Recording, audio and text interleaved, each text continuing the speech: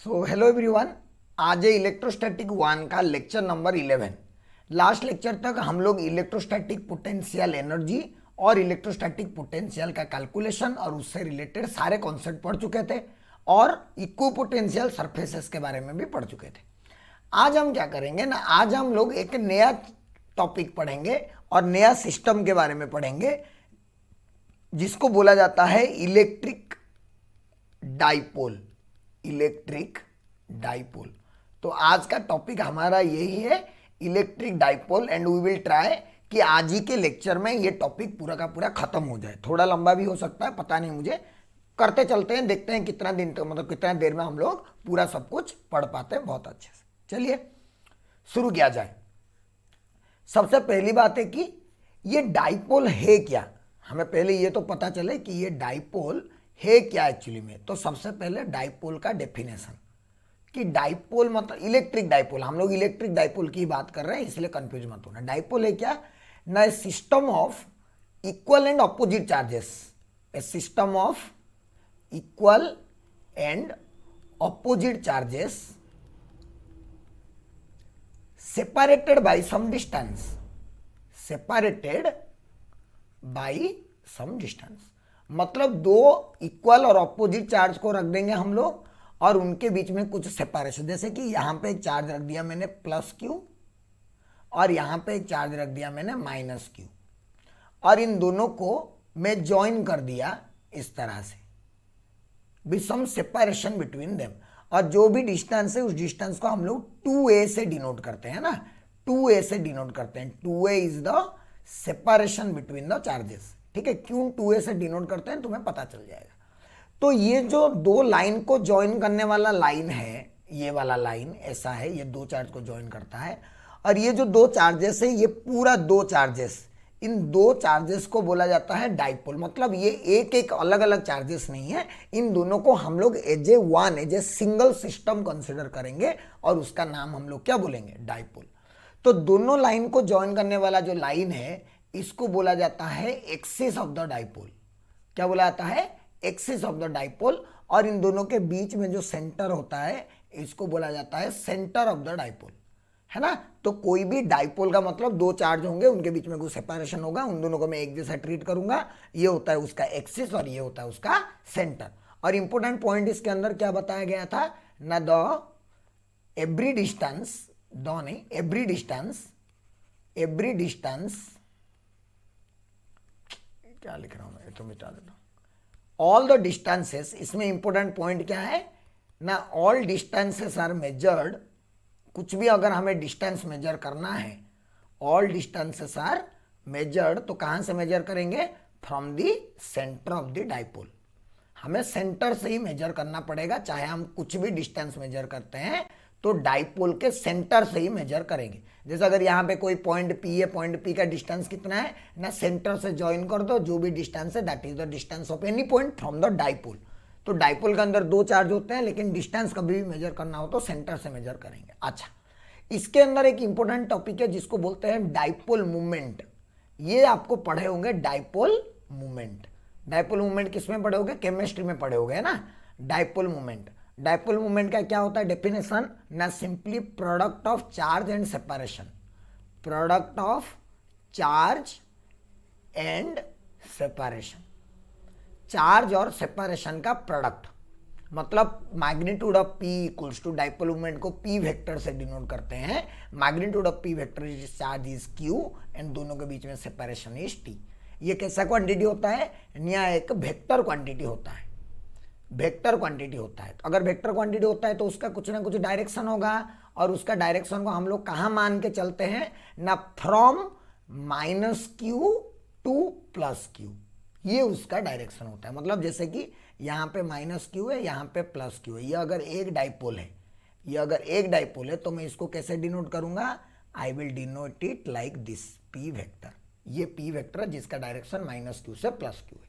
तो डाइपोल, ये dipole movement क्यों हम लोग पढ़ते हैं ना, डाइपोल मूवमेंट हमें क्या बताता है ना, it is a measure of, it is a measure of strength of the dipole, it is a measure of the strength, कि कौन सा डाइपोल कितना अच्छा हुआ है ना, कौन सा डाइपोल कितना अच्छा डाइपोल है, ये हमें किससे पता चलता है? यह हमें पता चलता है उस डाइपोल का डाइपोल मूवमेंट से, है ना। किससे पता चलता है? Dipole movement. जिसका डाइपोल मूवमेंट जितना अच्छा वो उतना ज्यादा अच्छा वाला डाइपोल है, और उसके अंदर चार्ज सेपरेशन उतना अच्छा वाला हुआ है, राइट। तो डाइपोल मूवमेंट इसीलिए हम लोग पढ़ते हैं, पी वेक्टर। अच्छा, क्या इसका यूनिट बता सकते हैं हम लोग? ना, बिल्कुल बता सकते हैं। यूनिट क्या होता है? चार्ज इंटू लेंथ, तो कूलम इंटू मीटर हो जाएगा। डायमेंशन कोई पूछेगा तो डायमेंशन भी बता सकते हैं। डायमेंशन क्या हो जाएगा? कूलम का होता है A1T1 और मीटर का होता है L1, तो ऑल्ट। ये होता है डायमेंशन ऑफ डाइपोल मूवमेंट, है ना। तो डाइपोल मूवमेंट क्या होता है, डाइपोल मूवमेंट कैसे कैलकुलेट करते हैं, उसका डायरेक्शन क्या होता है, ये हमें याद रहना पड़ेगा। तब हम लोग आगे जाके डाइपोल मूवमेंट के ऊपर क्वेश्चन करेंगे कि डाइपोल मूवमेंट का खास बात भी बहुत ज़्यादा है, क्योंकि हम कोई भी डाइपोल को प्लस क्यू माइनस क्यू अलग अलग ट्रीट नहीं करेंगे, उसको सिंगल ट्रीट करेंगे और उसका डाइपोल मूवमेंट को पी वेक्टर से डिनोट कर देंगे। डायरेक्ट काम। क्लियर है पूरा? ये हो गया डाइपोल। अच्छा, डाइपोल कहाँ दिखाई देते हैं उसके बारे में थोड़ा चर्चा मैं कर देता हूँ यहाँ पे शॉर्टकट में, है ना। यहाँ पे थोड़ा शॉर्टकट में मैं चर्चा कर देता हूँ कि डाइपोल कहाँ दिखाई देते हैं ना। ये मॉलिक्यूल्स के अंदर दिखाई देते हैं। Dipoles are observed in the molecular level, in molecular level, right. Molecular level में ऑब्जर्व होता है। जैसे NaCl में Na+Cl- उनके बीच में कुछ सेपरेशन होता है, तो ये एक डाइपोल हो गया। तो अगर डाइपोल मॉलिक्यूलर लेवल पे दिखाई देता है तो जनरली डाइपोल का जो सेपरेशन है 2a का वैल्यू क्या होता है? Very small, very small. और इससे वाले डाइपोल जिनका 2a को हम लोग स्मॉल मानते हैं उनको बोला जाता है शॉर्ट डाइपोल। क्या बोला जाता है? Short dipole. ये याद रखना है, सब यूज होगा कि इसको आप लोग ना, इसको डाइपोल का फिजिकल सिग्निफिकेंस भी समझ सकते हो। This is the physical significance of dipole, कि डाइपोल रियलिटी में कहाँ दिखाई देता है। That is the physical significance, कि एग्जिस्ट करता है कि नहीं। हम क्यों पढ़ रहे हैं डाइपोल मूवमेंट? मनमर्जी ना, क्या नहीं। डाइपोल्स हमारे मॉलिक्यूल्स के अंदर दिखाई देते हैं, मॉलिक्यूल्स के अंदर पाए जाते हैं, और एक एक डाइपोल का बिहेवियर जैसा होगा पूरा मॉलिक्यूल का बिहेवियर तो वैसा भी होगा। इसलिए हमें डाइपोल्स के बारे में पढ़ना जरूरी है अगर हम कोई भी मॉलिक्यूल्स के बारे में स्टडी करना चाहते हैं। अगर आपको याद हो, आप केमिस्ट्री में पढ़ते हैं, डाइपोल मूवमेंट कैलकुलेट करते हैं, फिर उससे पोलैरिटी कंपेयर करते हैं, जैसे कि NH3 और BH3। NH3 का लोन पेयर है ज़्यादा, ये सब आप पढ़े होंगे, है ना। तो डाइपोल मूवमेंट का यूज रियलिटी में कौन से लेवल पे है? मॉलिक्यूलर लेवल पे है। और डाइपोल्स जो होते हैं वो मॉलिक्यूलर साइज के ही होते हैं, छोटे छोटे, इसीलिए उनके बीच में जो डिस्टेंस है 2 है, that is very very less. और हम लोग इसीलिए डाइपोल्स को कैसा क्या बोलते हैं? शॉर्ट डाइपोल बोलते हैं, या फिर these are the dipoles having very short distance. ये डाइपोल का फिजिकल सिग्निफिकेंस है। क्लियर है पूरा? तो ये हो गया डाइपोल मूवमेंट। क्लियर? पूरा वेरी वेरी सिंपल। और आपको बोर्ड के लिए डाइपोल के बारे में इतना जानना चाहिए बस।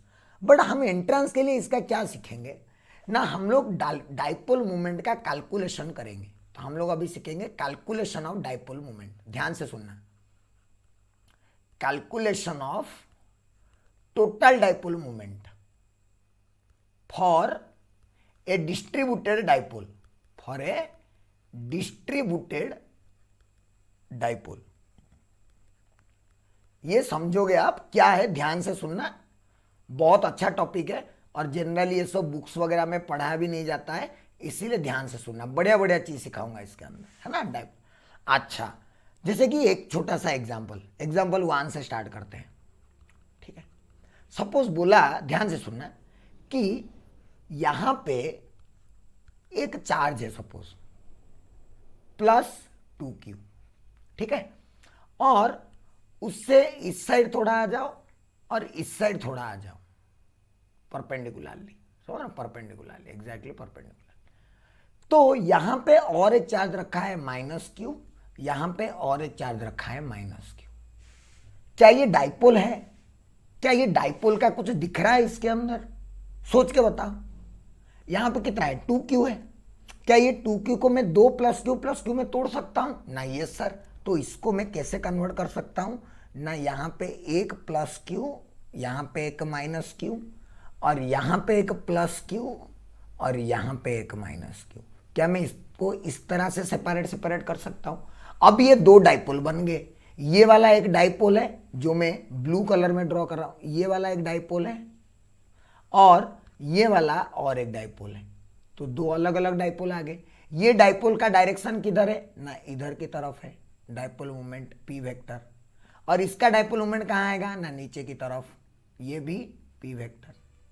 तो ये दोनों हो गए। तो जो टोटल डाइपोल मोमेंट आएगा वो किधर आएगा, देखो इसको नीचे बढ़ा देते हैं तो इधर आ जाएगा पी वेक्टर, और टोटल जो आएगा पी नेट वो कहीं इधर आ जाएगा, और उसका वैल्यू कितना आएगा √, अगर ये P1 है, अगर ये P2 है तो क्या आ जाएगा P1 का स्क्वायर प्लस P2 का स्क्वायर, क्योंकि दो डाइपोल मोमेंट के बीच में एंगल कैसा है 90 डिग्री। तो सिंपली वेक्टर सम करेंगे। थोड़ा थोड़ा समझ में आया कि कोई भी सिस्टम का डाइपोल मोमेंट कैलकुलेट करने के लिए उस सिस्टम में प्रेजेंट इंडिविजुअल डाइपोल मोमेंट को लिखना पड़ता है, और इंडिविजुअल डाइपोल मोमेंट को लिखने के बाद सिंपल से हम लोगों को उसका क्या कैलकुलेट करना होता है, हम लोगों को कैलकुलेट करना होता है उसका dipole moment total vector sum करके। क्लियर है? और एक एग्जांपल इस तरह का कर देते हैं तो आप लोगों को और थोड़ा सा क्लियर आ जाएगा। ठीक है, कोई प्रॉब्लम नहीं है। मान लो कि यहाँ पे एक चार्ज है -2q, यहाँ पे एक चार्ज है +q, यहाँ पे एक चार्ज है +q। ठीक है, ध्यान से सुनना। ये -2q और +q के बीच में डिस्टेंस है, मान लेते हैं कुछ 2 मीटर। ठीक है, कुछ 2 मीटर डिस्टेंस है, और इनके बीच में भी डिस्टेंस है -2q और q के बीच में, और ये वाला डिस्टेंस है सपोज कुछ 3 मीटर। ठीक है, और इनके बीच में ये जो एंगल दिया है, this angle is given 60 degree. क्या मैं इसको दो डाइपोल मोमेंट में कन्वर्ट कर सकता हूं? कितने डाइपोल मोमेंट? दो डाइपोल मोमेंट में कन्वर्ट कर सकता हूं। कैसे ना, ये -2q को क्या कर सकता हूं ना, -q और -q ऐसे कर दूंगा। -q तो सोचो ये -2 इस +q के साथ, -q से +q इस वाले डायरेक्शन में P1 वेक्टर बनाएगा एक डाइपोल मोमेंट, और इधर -q और इधर +q, तो इस वाले डायरेक्शन में और एक डाइपोल मोमेंट बनेगा P2 वेक्टर, और दोनों के बीच में एंगल कितना है 60 डिग्री। अच्छा, P1 वेक्टर का मैग्नीट्यूड कितना है ना, q × 2 है, चार्ज तो q है, तो q × उनके बीच में सेपरेशन 2 मीटर, और P2 का वैल्यू कितना है ना, q × उनके बीच में सेपरेशन 3 मीटर। तो P1 P2 का वैल्यू मिल गया, तो देयरफॉर P नेट जो है वो किधर आएगा, P नेट ना इन दोनों के बीच में इधर कहीं पे आएगा P नेट, और उसका वैल्यू कितना आएगा ना सर √, P1 स्क्वायर मतलब 2q का whole square plus P2 square मतलब 3q का whole square plus 2 × 2q × 3q × cos of 60। Solve कर सकते हो and you can find out the net dipole moment. तो इसी तरह अगर बहुत सारे चार्जेस को इधर उधर सेपरेट करके दे दे तो क्या करो, उनके +q +q माइनस करके सारे चार्जेस को पॉसिबल पेयर्स बनाओ, और हर एक पेयर का डाइपोल मोमेंट को लिखो वेक्टर डायरेक्शन में। फिर टोटल डाइपोल फाइंड आउट करने के लिए डाइपोल मोमेंट सारे इंडिविजुअल डाइपोल मोमेंट का क्या ले लो, वेक्टर सम, तो आराम से निकल के आ जाएगा। तो ये वो सारे हैं जब हम लोगों को अलग अलग पॉइंट चार्जेस गिवन हो, समझ रहे हो, ये सब पॉइंट चार्जेस है, अलग अलग पॉइंट चार्जेस। अगर पॉइंट चार्जेस ना गिवन हो, कॉन्टिन्यूअस चार्ज गिवन हो, जैसे कि एग्जांपल करके बताता हूं, सुन। नेक्स्ट एग्जांपल हम लोग इसका कर सकते हैं। Next example, if there is a continuous charge distribution, अगर कॉन्टिन्यूअस चार्ज डिस्ट्रीब्यूशन आ गया, कॉन्टिन्यूअस चार्ज डिस्ट्रीब्यूशन का मतलब या तो रॉड या तो रिंग या तो डिस्क ऐसे कुछ आ गया, तो क्या करोगे, प्राण निकल जाएंगे सर? नहीं, प्राण नहीं निकलेंगे। सुन, एग्जाम्पल के साथ शुरू करते हैं। सबसे पहले मान लो कि एक रॉड है ना, एक रॉड दिया हुआ है, मान लेते हैं ऐसा एक रॉड है, और यहां पे एक पॉइंट है, there is a point here, यहां पे चार्ज रखा है -q, और इस रॉड का टोटल चार्ज है +q, और इसका जो टोटल लेंथ है रॉड का वो टोटल लेंथ है l। क्या यहां पे इक्वल चार्ज है? ये सर +q। क्या यहां पे ऑपोजिट चार्जेस है ना? ये सर एक +q है और एक -q है। तो बताओ इनका डाइपोल मोमेंट क्या होगा? Calculate the dipole moment, calculate the dipole moment. The dipole moment. अब यहां पे एक दो चार्ज तो है नहीं, यहां पे एक दो चार्ज तो है नहीं कि सर इसका निकाल दो उसका निकाल दो। Now the charge is distributed uniformly. देखो ऐसे यूनिफॉर्मली डिस्ट्रीब्यूटेड है चार्ज हर जगह में इस तरह से। तो हम लोग क्या करते हैं उस टाइम पे इंटीग्रेशन करना पड़ेगा। क्या करेंगे इंटीग्रेशन? देखो ना, क्या हम लोग माइनस क्यू से कितना दूर जाएंगे? माइनस क्यू से जाएंगे, एक्सक्यूज मी इसको मिटा देता हूं। क्या करेंगे ना, पहले छोटा सा चार्ज चूज करेंगे। तो मान लेते हैं कि हम लोग माइनस क्यू से कुछ एक्स डिस्टेंस पर आगे, कितना डिस्टेंस पर? एक्स डिस्टेंस पर, और यहां पे हम एक छोटा सा एलिमेंट चूज कर दिए, कितने का? dx का।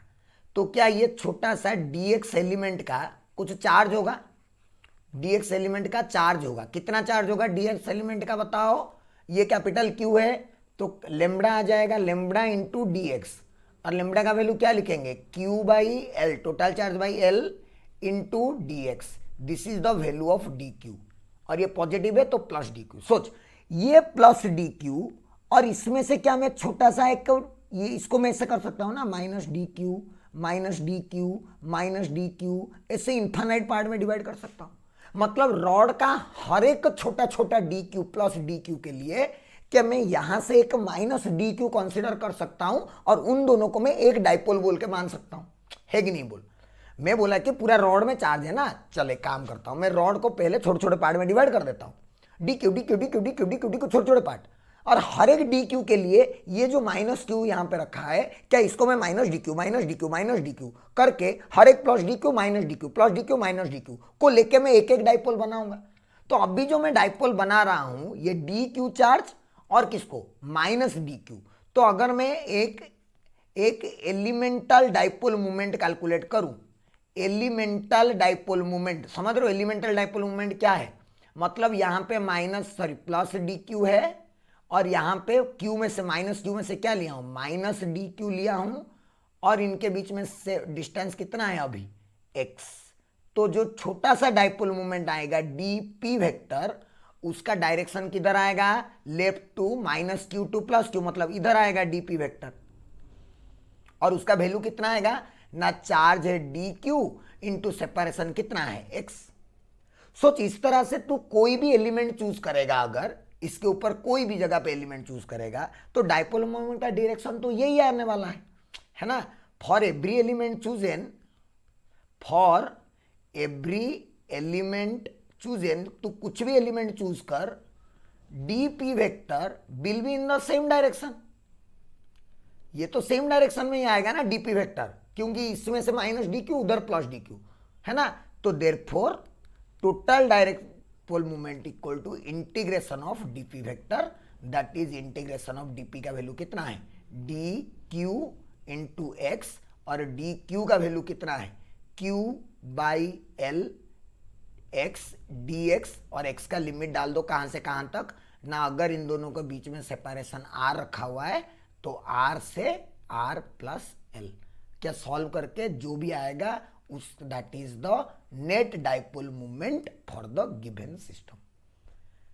इसको बोलते हैं डिस्ट्रीब्यूटेड डाइपोल। डिस्ट्रीब्यूटेड डाइपोल मतलब जहां पे एक चार्ज तो प्लस क्यू यहां पे है, बट बाकी के सारे जो चार्ज हैं वो सब डिस्ट्रीब्यूटेड है एक जगह में, इसीलिए हम लोग इसको क्या बोलते हैं? डिस्ट्रीब्यूटेड डाइपोल, जहां पे चार्ज डिस्ट्रीब्यूटेड है। बट कैसे कैलकुलेट करो ना? छोटा सा एलिमेंट चूज करो, इसको एक छोटा सा पॉइंट चूज करो, कहानी हो जाएगा। क्लियर है पूरा? तो डिस्ट्रीब्यूटेड डाइपोल कैलकुलेट करना रॉड के लिए हम लोग सीख लिए। अच्छा, मैं और कुछ करके बताता हूं। जैसे कि दूसरा एक एग्जांपल है इसके अंदर, मान लो कि एक रिंग ले लिया, एक रिंग ले लिया, रिंग बना देता हूं पहले। सपोज मैंने ऐसा एक रिंग ड्रॉ कर दिया राउंड वाला, ये रिंग ड्रॉ कर दिया, ठीक है। रिंग का चार्ज है प्लस क्यू, और मैंने सेंटर पे एक चार्ज रखा माइनस क्यू, बट ये plus Q that is uniformly distributed all over the ring, all over the ring it is uniformly distributed. बताओ इसका डाइपोल मूवमेंट कितना होगा? इस सिस्टम का डाइपोल मूवमेंट कितना होगा? सोचो आप। एक्चुअली हमेशा जब भी डाइपोल मूवमेंट निकालना हो तो हम लोग करेंगे वही काम, क्या? ना कोई एक छोटा सा एलिमेंट चूज करेंगे, चूज कर दो, यहाँ पे एक छोटा सा एलिमेंट मैंने चूज कर दिया इस तरह से, ठीक है। और अगर मैं इसको यहाँ से ज्वाइन करता हूँ छोटे से एलिमेंट को, तो इसका चार्ज डी क्यू होगा कुछ, और यहाँ से भी डी क्यू लूंगा, और ये डिस्टेंस आर है, तो जो छोटा सा डाइपोल मोमेंट प्रोड्यूस होगा वो कितना प्रोड्यूस होगा ना, डी क्यू इंटू आर, इतना प्रोड्यूस होगा डाइपोल मोमेंट। सही बात है, बट उस डाइपोल मोमेंट का डायरेक्शन भी तो लिख, ये माइनस क्यू है तो डाइपोल मोमेंट डायरेक्शन इधर आएगा, रियलिटी में डीपी वेक्टर इधर आएगा, है ना। तू खुद सोच, अगर एग्जैक्टली इसके ऑपोजिट में तू एक एलिमेंट चूज किया होता डी क्यू, तो इस वाले एलिमेंट के लिए जो डाइपोल मोमेंट आता वो किधर आता, इधर आता डीपी वेक्टर। तो क्या हर एक ऑपोजिट एलिमेंट जो तू डी क्यू चूज करेगा वो हर एक का डाइपोल मोमेंट कितना आएगा, ये आएगा, but this is cancelled by, by the dipole moment due to diametrically opposite element,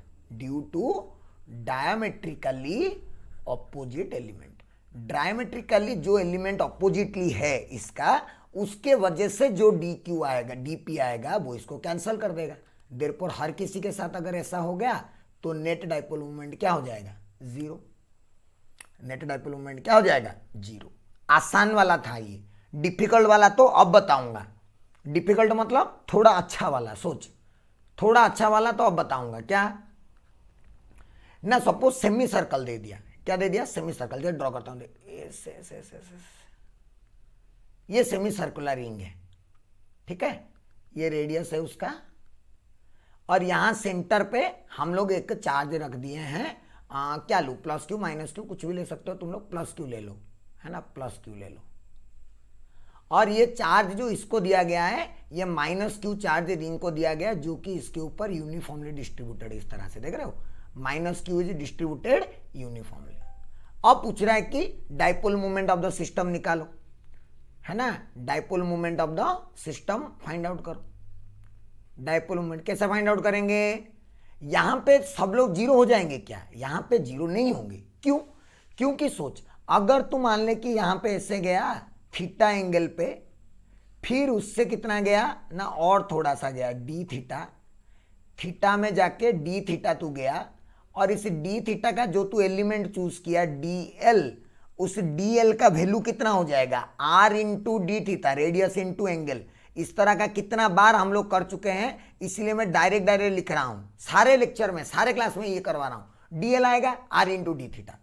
अच्छा, अगर ये डीएल हो गया, देयरफॉर चार्ज जो आएगा इसका डी क्यू, वो कितना आएगा ना, लेमडा इंटू डीएल। लेमडा का value Q by pi R, अरे चार्ज तो क्यू है ना, Q by pi R into DL, DL का value R into D theta. ये क्यू है और ये डी थीटा है, इसे कंफ्यूजन मत होना, ठीक है, डी क्यू और ये आर डी थीटा। तो ये हो गया डी क्यू का वैल्यू।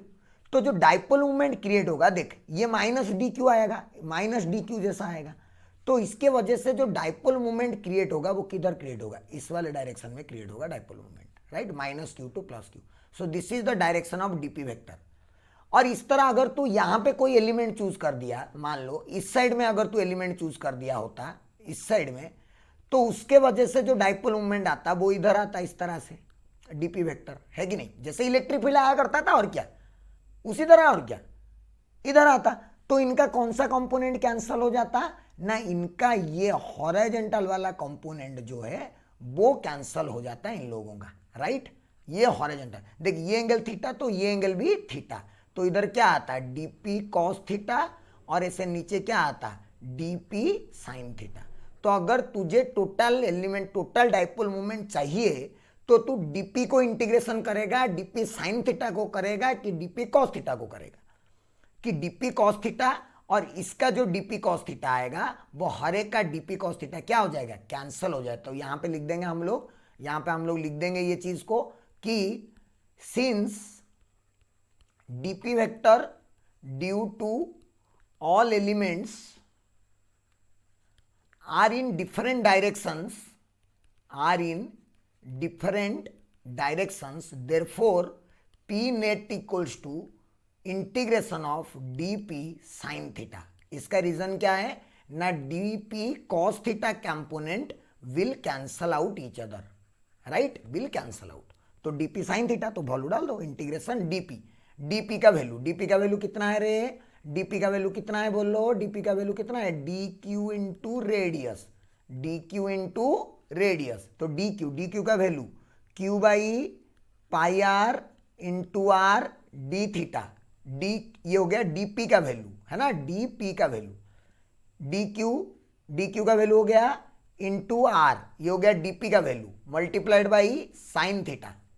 तो इसको देखो इंटीग्रेशन क्या आएगा, क्यू बाई, ये देखो आर तो कैंसिल हो गया, और क्या बच गया, Q R by pi, Q R by pi को बाहर निकाल दो, sine theta D theta, sine theta D theta. Theta कहां से स्टार्ट कर रहे हो, जीरो से, यहां से स्टार्ट कर रहे हो नीचे से और पूरा घूम के जाओगे, तो लिमिट कहां से कहां तक, जीरो से 180 डिग्री। क्या इसको सॉल्व कर सकते हो, that is your net dipole movement of the semi system, मतलब सेमी सर्कुलर रिंग और सेंटर पे चार्ज, ये उसका डाइपोल मूवमेंट है। अगर क्वार्टर सर्कल होता तो तू खुद सोच, अगर क्वार्टर सर्कल होता, फॉर ए क्वार्टर सर्कल, मैं करवा नहीं रहा हूं, डायरेक्ट बता दूंगा यहां पे, डायरेक्ट लिखवाऊंगा। देख, अगर क्वार्टर सर्कल होता तो जो छोटा सा डी क्यू आता वो कितना आता ना, क्यू बाई पाई आर आता, two Q by pi R, अरे Q by pi R by two, यहां पे जैसे क्यू बाई पाई आर लिखा इतना आता डी क्यू का वैल्यू, है कि नहीं। तो डी पी का वैल्यू कितना आ जाता ना, two Q by pi R, sorry इतना आता by pi R into R D theta, DP का वैल्यू आता into R D theta whole into R, ये डीपी का वैल्यू आता। अब डीपी का वैल्यू आता तो इंटीग्रेशन में कहां से कहां डालता, जीरो से पाई बाई टू, फिर से डीपी साइन थीटा, यहां जीरो से पाई बाई टू करता अगर क्वार्टर सर्कल मिलता तो सेमी सर्कल, क्वार्टर सर्कल, पूरा सर्कल का तो जीरो, सेमी सर्कल का इतना, क्वार्टर सर्कल का इतना। और क्वार्टर सर्कल क्या, कोई भी आर्क अगर दे देना तो उस आर्क का भी तुम लोग dipole movement with A point charge निकाल सकते हो, अगर तुम्हें उस आर्क का सेंटर पे बनाने वाला एंगल है। खाली इंटीग्रेशन का लिमिट चेंज हो जाएगा, और बार बार ये जो मैं क्यू बाई पाई आर लिखा था, इसको तुम लोग लेमडा पुट कर दो तो जनरलाइज्ड फॉर्मूला आ जाता है। इसको अगर क्या कर दो, इसको अगर तुम लोग लेमडा पुट कर दो तो जनरलाइज्ड फॉर्मूला आ जाता है। हम लोग कर सकते हैं, कर देता हूं मैं जनरलाइज्ड फॉर्मूला। देख, जनरलाइज्ड फॉर्मूला ऐसे निकाल देते हैं, एक जनरलाइज्ड फॉर्मूला निकाल देते हैं, उसको याद कर लेना, पूरा जिंदगी के लिए काम हो जाएगा, ठीक है। सपोज ऐसा कोई आर्क है, ऐसा कोई आर्क है, ठीक है, जो कि सेंटर पे कुछ एंगल बना रहा है अल्फा। कितना एंगल बना रहा है, अल्फा। हम क्या करते हैं, हम लोग जाते हैं यहां से एक्स पे जाते हैं और डी एक्स थीटा पे जाते हैं, कि डी थीटा का एक एलिमेंट चूज करते हैं, ये एंगल है थीटा और ये एंगल है डी थीटा। तो ये जो डी एल आता है ये कितना आ जाता है, आर इंटू डी थीटा आ जाता है। तो इसका जो चार्ज होता है डी क्यू वो हो जाता है कितना, लेमडा इंटू डी एल। इसको लेमडा ही रखते हैं, लेमडा का वैल्यू कैलकुलेट तुम लोग कर सकते हो अगर चार्ज गिवन हो तो लेमडा इंटू डी एल रख सकते हैं। Okay sir, lambda into D L D Q का वैल्यू, तो देयरफॉर जो छोटा सा डी पी प्रोड्यूस होगा वो कितना प्रोड्यूस होगा, डी क्यू इंटू आर, मतलब lambda into R square D theta, D L का वैल्यू डाल दिया, ठीक है। ये आ गया डीपी का वैल्यू। अगर तो हमें पी नेट चाहिए कभी भी, पी नेट, तो सोचो इसका जो डीपी आता है, डीपी वेक्टर इधर आता, उस डीपी वेक्टर के दो कंपोनेंट आएंगे, एक इधर कंपोनेंट, सॉरी एक इधर कंपोनेंट और एक इधर कंपोनेंट। उसमें से कैंसिल कौन सा वाला हो जाता है, हमारा ये वाला कंपोनेंट डीपी वाला कैंसिल हो जाता है। तो बचता कौन है, सिर्फ ये वाला जो कि साइन थीटा है। तो integration of DP sine theta, कहां से कहां तक, जीरो से अल्फा तक। फिर इस वाले इंटीग्रेशन को सॉल्व कर दो तो तुम्हारा जनरल फॉर्मूला आ जाएगा। देखो लेमडा आर स्क्वायर तो बाहर, तो लेमडा इंटू आर स्क्वायर बाहर आ गया, साइन थीटा का integration minus cos theta, zero से अल्फा, तो क्या डालोगे, पहले माइनस कॉस अल्फा, तो minus of cos alpha, minus of cos alpha, ऐसे नहीं, सॉरी ऐसे मत डालो, क्या करो इसको, minus of cos alpha plus 1, ये आएगा 1 माइनस कॉस अल्फा। कितना आ जाएगा, 1 minus cos alpha. This is the net dipole movement way of any arc where the arc is making an angle alpha at the centre. Formula भी याद रख सकते हो, जनरली मुझे तो फॉर्मूला याद भी नहीं रहता है, मैं डिराइव ही करता हूं हमेशा, बट बहुत जगह काम आ जाएगा। तो आपको ऐसे मेथड भी पता होना चाहिए कि कैसा मेथड में सॉल्व किया जाता है बोल के, और ये भी पता होना चाहिए कि फॉर्मूला हिसाब से अगर सॉल्व करो तो क्या आएगा, ये भी आपको पता होना चाहिए। This is known as distributed dipole and how to calculate the dipole moment of any distributed system. Clear है पूरा? तो ये थे डाइपोल मोमेंट की कहानी। बस डाइपोल क्या होता है और उसका डाइपोल मोमेंट क्या होता है, डाइपोल मोमेंट कैसे कैलकुलेट करते हैं, और अगर डिस्ट्रीब्यूटेड हो तो डाइपोल मोमेंट कैसे कैलकुलेट करते हैं। क्लियर पूरा? तो नेक्स्ट है हमारा electric field due to a dipole. Electric field due to a dipole. Electric field due to a dipole मतलब एक डाइपोल की वजह से कितना इलेक्ट्रिक फील्ड प्रोड्यूस होगा वो हम लोग कैलकुलेट करेंगे। तो इसको दो पॉइंट में कैलकुलेट करते हैं। सबसे पहले एक एक्सियल पॉइंट में कैलकुलेट करते हैं, एक्सियल पॉइंट, ध्यान से सुनना, और एक होता है दूसरा जिसको हम लोग बोलते हैं इक्वेटोरियल पॉइंट। इक्वेटोरियल पॉइंट, इसका डेरिवेशन बोर्ड के कॉपी में आपको करवाया गया होगा क्योंकि ये एनसीईआरटी का बहुत अच्छे से करे जाए वाले डेरिवेशन है, और ये डेरिवेशन बहुत इंपॉर्टेंट है। ऐसे याद रखो, इसका जो डेरिवेशन है वो स्ट्रेट 3 मार्क्स का क्वेश्चन है। इसका जो डेरिवेशन है वो स्ट्रेट 3 मार्क्स का क्वेश्चन है। दोनों, electric field at an axial point and electric field at an equatorial point. अच्छा, एक्सियल पॉइंट क्या है पहले समझ लेते हैं। एक्सियल पॉइंट क्या है ना, सपोज ऐसा मैंने एक डाइपोल ले लिया, ठीक है, ऐसा एक डाइपोल ले लिया मैंने सपोज, जिसका मैंने यहां पे चार्ज रखा हूं प्लस माइनस क्यू, और यहां पे चार्ज रखा हूं प्लस क्यू, ठीक है, और इस साइड इसको इसे बढ़ा दिया, यहां पे कोई पॉइंट ले लिया, पॉइंट P, और मुझे बताना है what is the electric field at point P। और यहां पे पॉइंट P जो है, P lies on the axis, ये एक्सिस के ऊपर लाई करता है, इसीलिए इसको क्या बोला जाता है, एक्सियल पॉइंट। और इस पॉइंट में इलेक्ट्रिक फील्ड कितना प्रोड्यूस होगा ड्यू टू द डाइपोल, वो कैलकुलेट करना हमारा मकसद है यहां पे। अच्छा, डाइपोल का मतलब कोई नया चीज है कि दो पॉइंट चार्जेस को कुछ डिस्टेंस में रख दो ना, कुछ दो पॉइंट चार्ज को कुछ डिस्टेंस में रख दो, लेकिन ये पॉइंट का जो डिस्टेंस है वो कहां से हमें मेजर करना पड़ेगा। इस पॉइंट का जो डिस्टेंस है वो डिस्टेंस को हमें कहां से मेजर करना पड़ेगा ना, सेंटर ऑफ द डाइपोल से। तो ये मान लेते हैं सेंटर ऑफ द डाइपोल से x डिस्टेंस पर है और दिस डिस्टेंस इज सेंटर, मतलब ये डिस्टेंस हो जाएगा a, ये डिस्टेंस हो जाएगा a। अब सोच, इस वाले पॉइंट P पे, एट पॉइंट P कितने इलेक्ट्रिक फील्ड प्रोड्यूस हो गए। At point P there will be 2 electric fields, there will be 2 electric field produced. कौन सा, एक प्रोड्यूस हो रहा होगा electric field due to plus q, और एक प्रोड्यूस हो रहा होगा electric field due to minus q. Plus q से ये कितना दूर पर है ना, ये देखो, ये डिस्टेंस है हमारा x, ये पूरा डिस्टेंस है x, उसमें से ये डिस्टेंस है a, तो प्लस क्यू से जो डिस्टेंस आया, ये वाला डिस्टेंस, ये डिस्टेंस कितना आ गया, x माइनस a, है ना। तो ये ड्यू टू प्लस क्यू कितना होगा, k Q by x minus a का होल स्क्वायर, और उसका डायरेक्शन किधर होता है, पॉजिटिव की वजह से आवे, तो इधर प्रोड्यूस होगा E due to plus q. Clear? E due to minus q, minus Q से ये कितना दूर पर है ना, माइनस क्यू से ये कितना दूर पर है, देखो ये डिस्टेंस है x, ये यहां से यहां तक x, और यहां से यहां तक a, तो जो ये पूरा डिस्टेंस माइनस क्यू से यहां तक कितना बन जाएगा, x प्लस है, तो इसका फॉर्मूला हो जाएगा k Q by x plus a का whole square.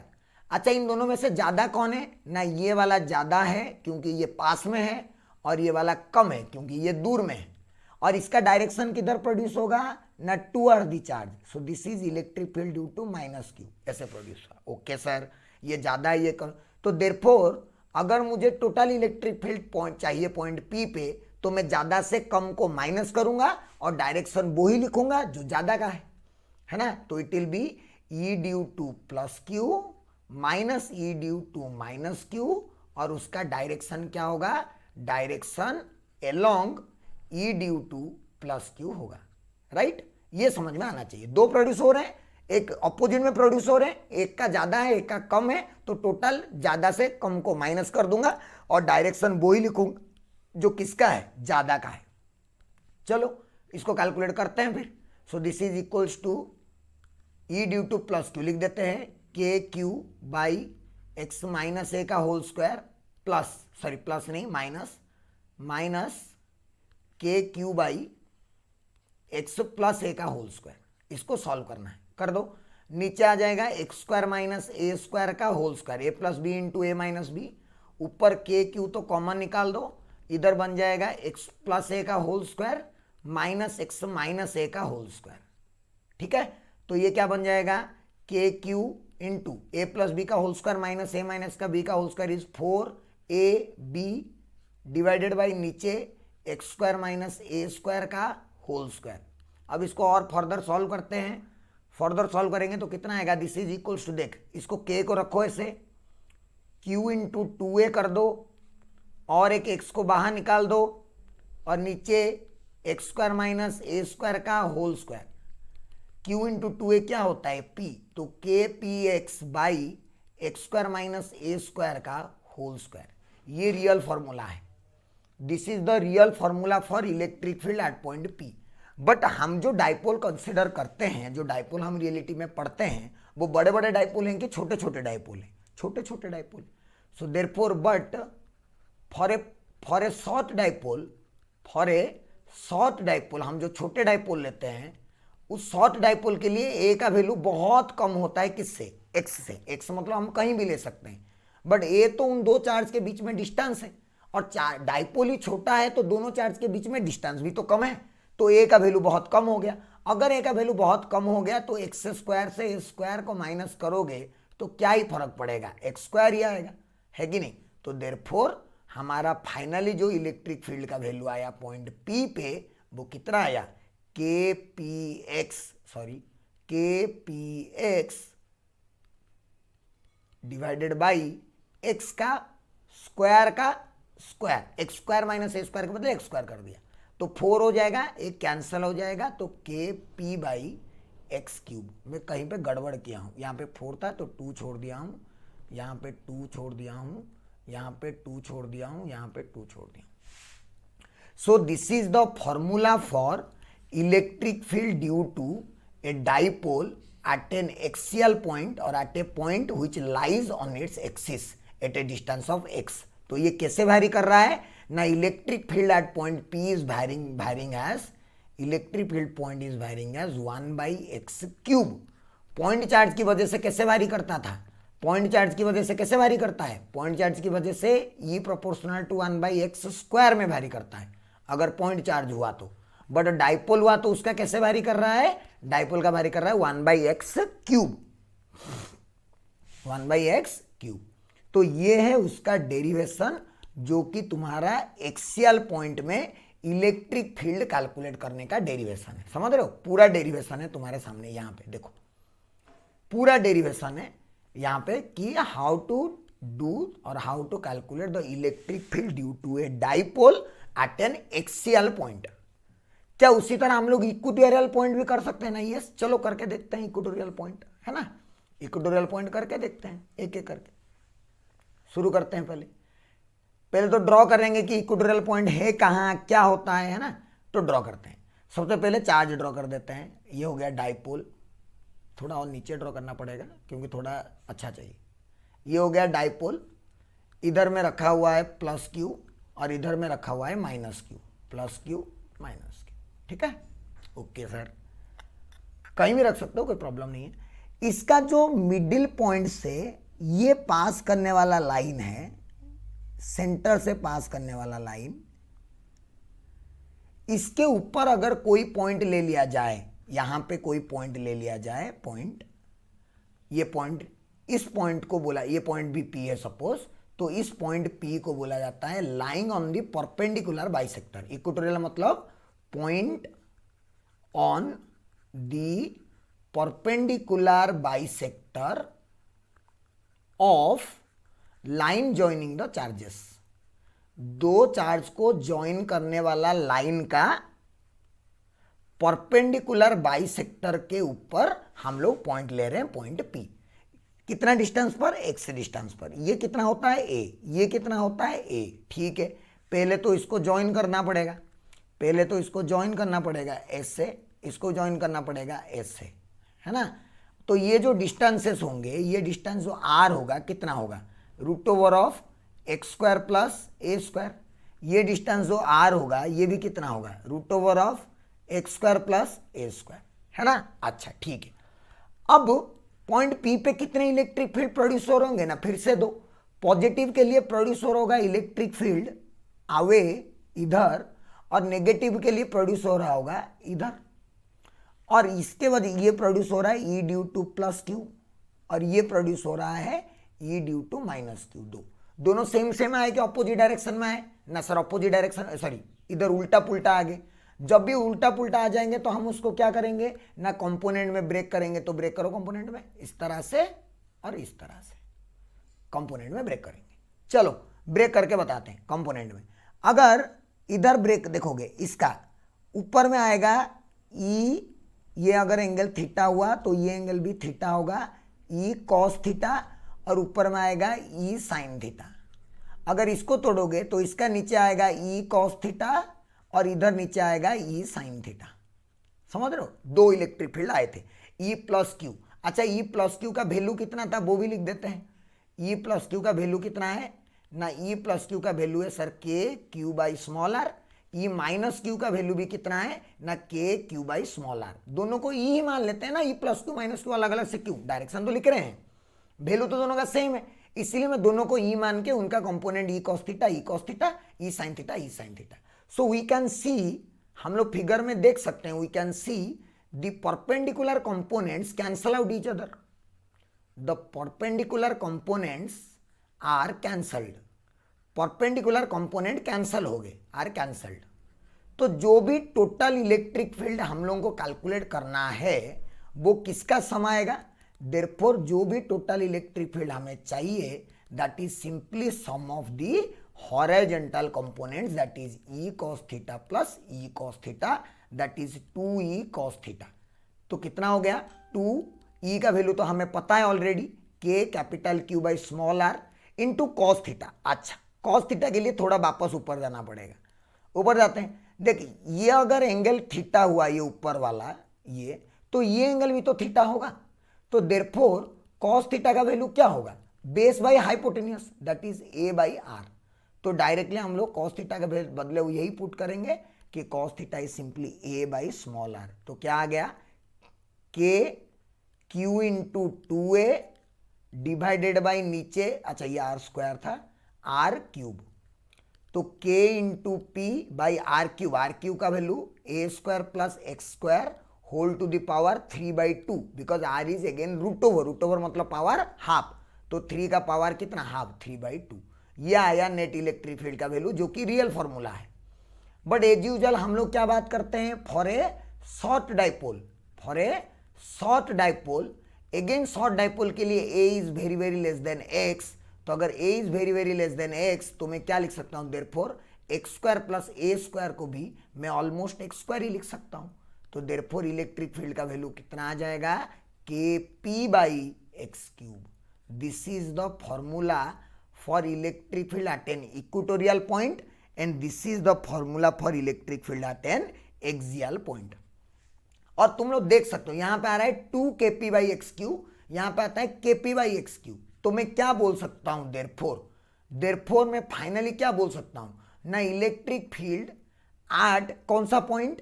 Axial point equals to 2 times electric field at equatorial point. Value wise, magnitude wise ये कहानी। थोड़ा डायरेक्शन की बात करते हैं, ध्यान से देखो, डायरेक्शन देखोगे अच्छे से तो डायरेक्शन की बात करो। यहां पे जो नेट इलेक्ट्रिक फील्ड आया, नेट इलेक्ट्रिक फील्ड वो किधर आया ना? ई प्लस क्यू ज्यादा था, तो ई नेट का डायरेक्शन ये था। और डाइपोल मूवमेंट ये माइनस क्यू प्लस क्यू, तो डाइपोल मूवमेंट भी इधर था। तो जिधर डाइपोल मूवमेंट उधर टोटल इलेक्ट्रिक फील्ड। बट यहां पे सोच क्या हुआ? यहां पे टोटल इलेक्ट्रिक फील्ड इधर आया, ई नेट है ना, क्योंकि कॉस थीटा ऐड हुआ। बट डाइपोल मूवमेंट का डायरेक्शन तो इधर था, माइनस क्यू से प्लस क्यू।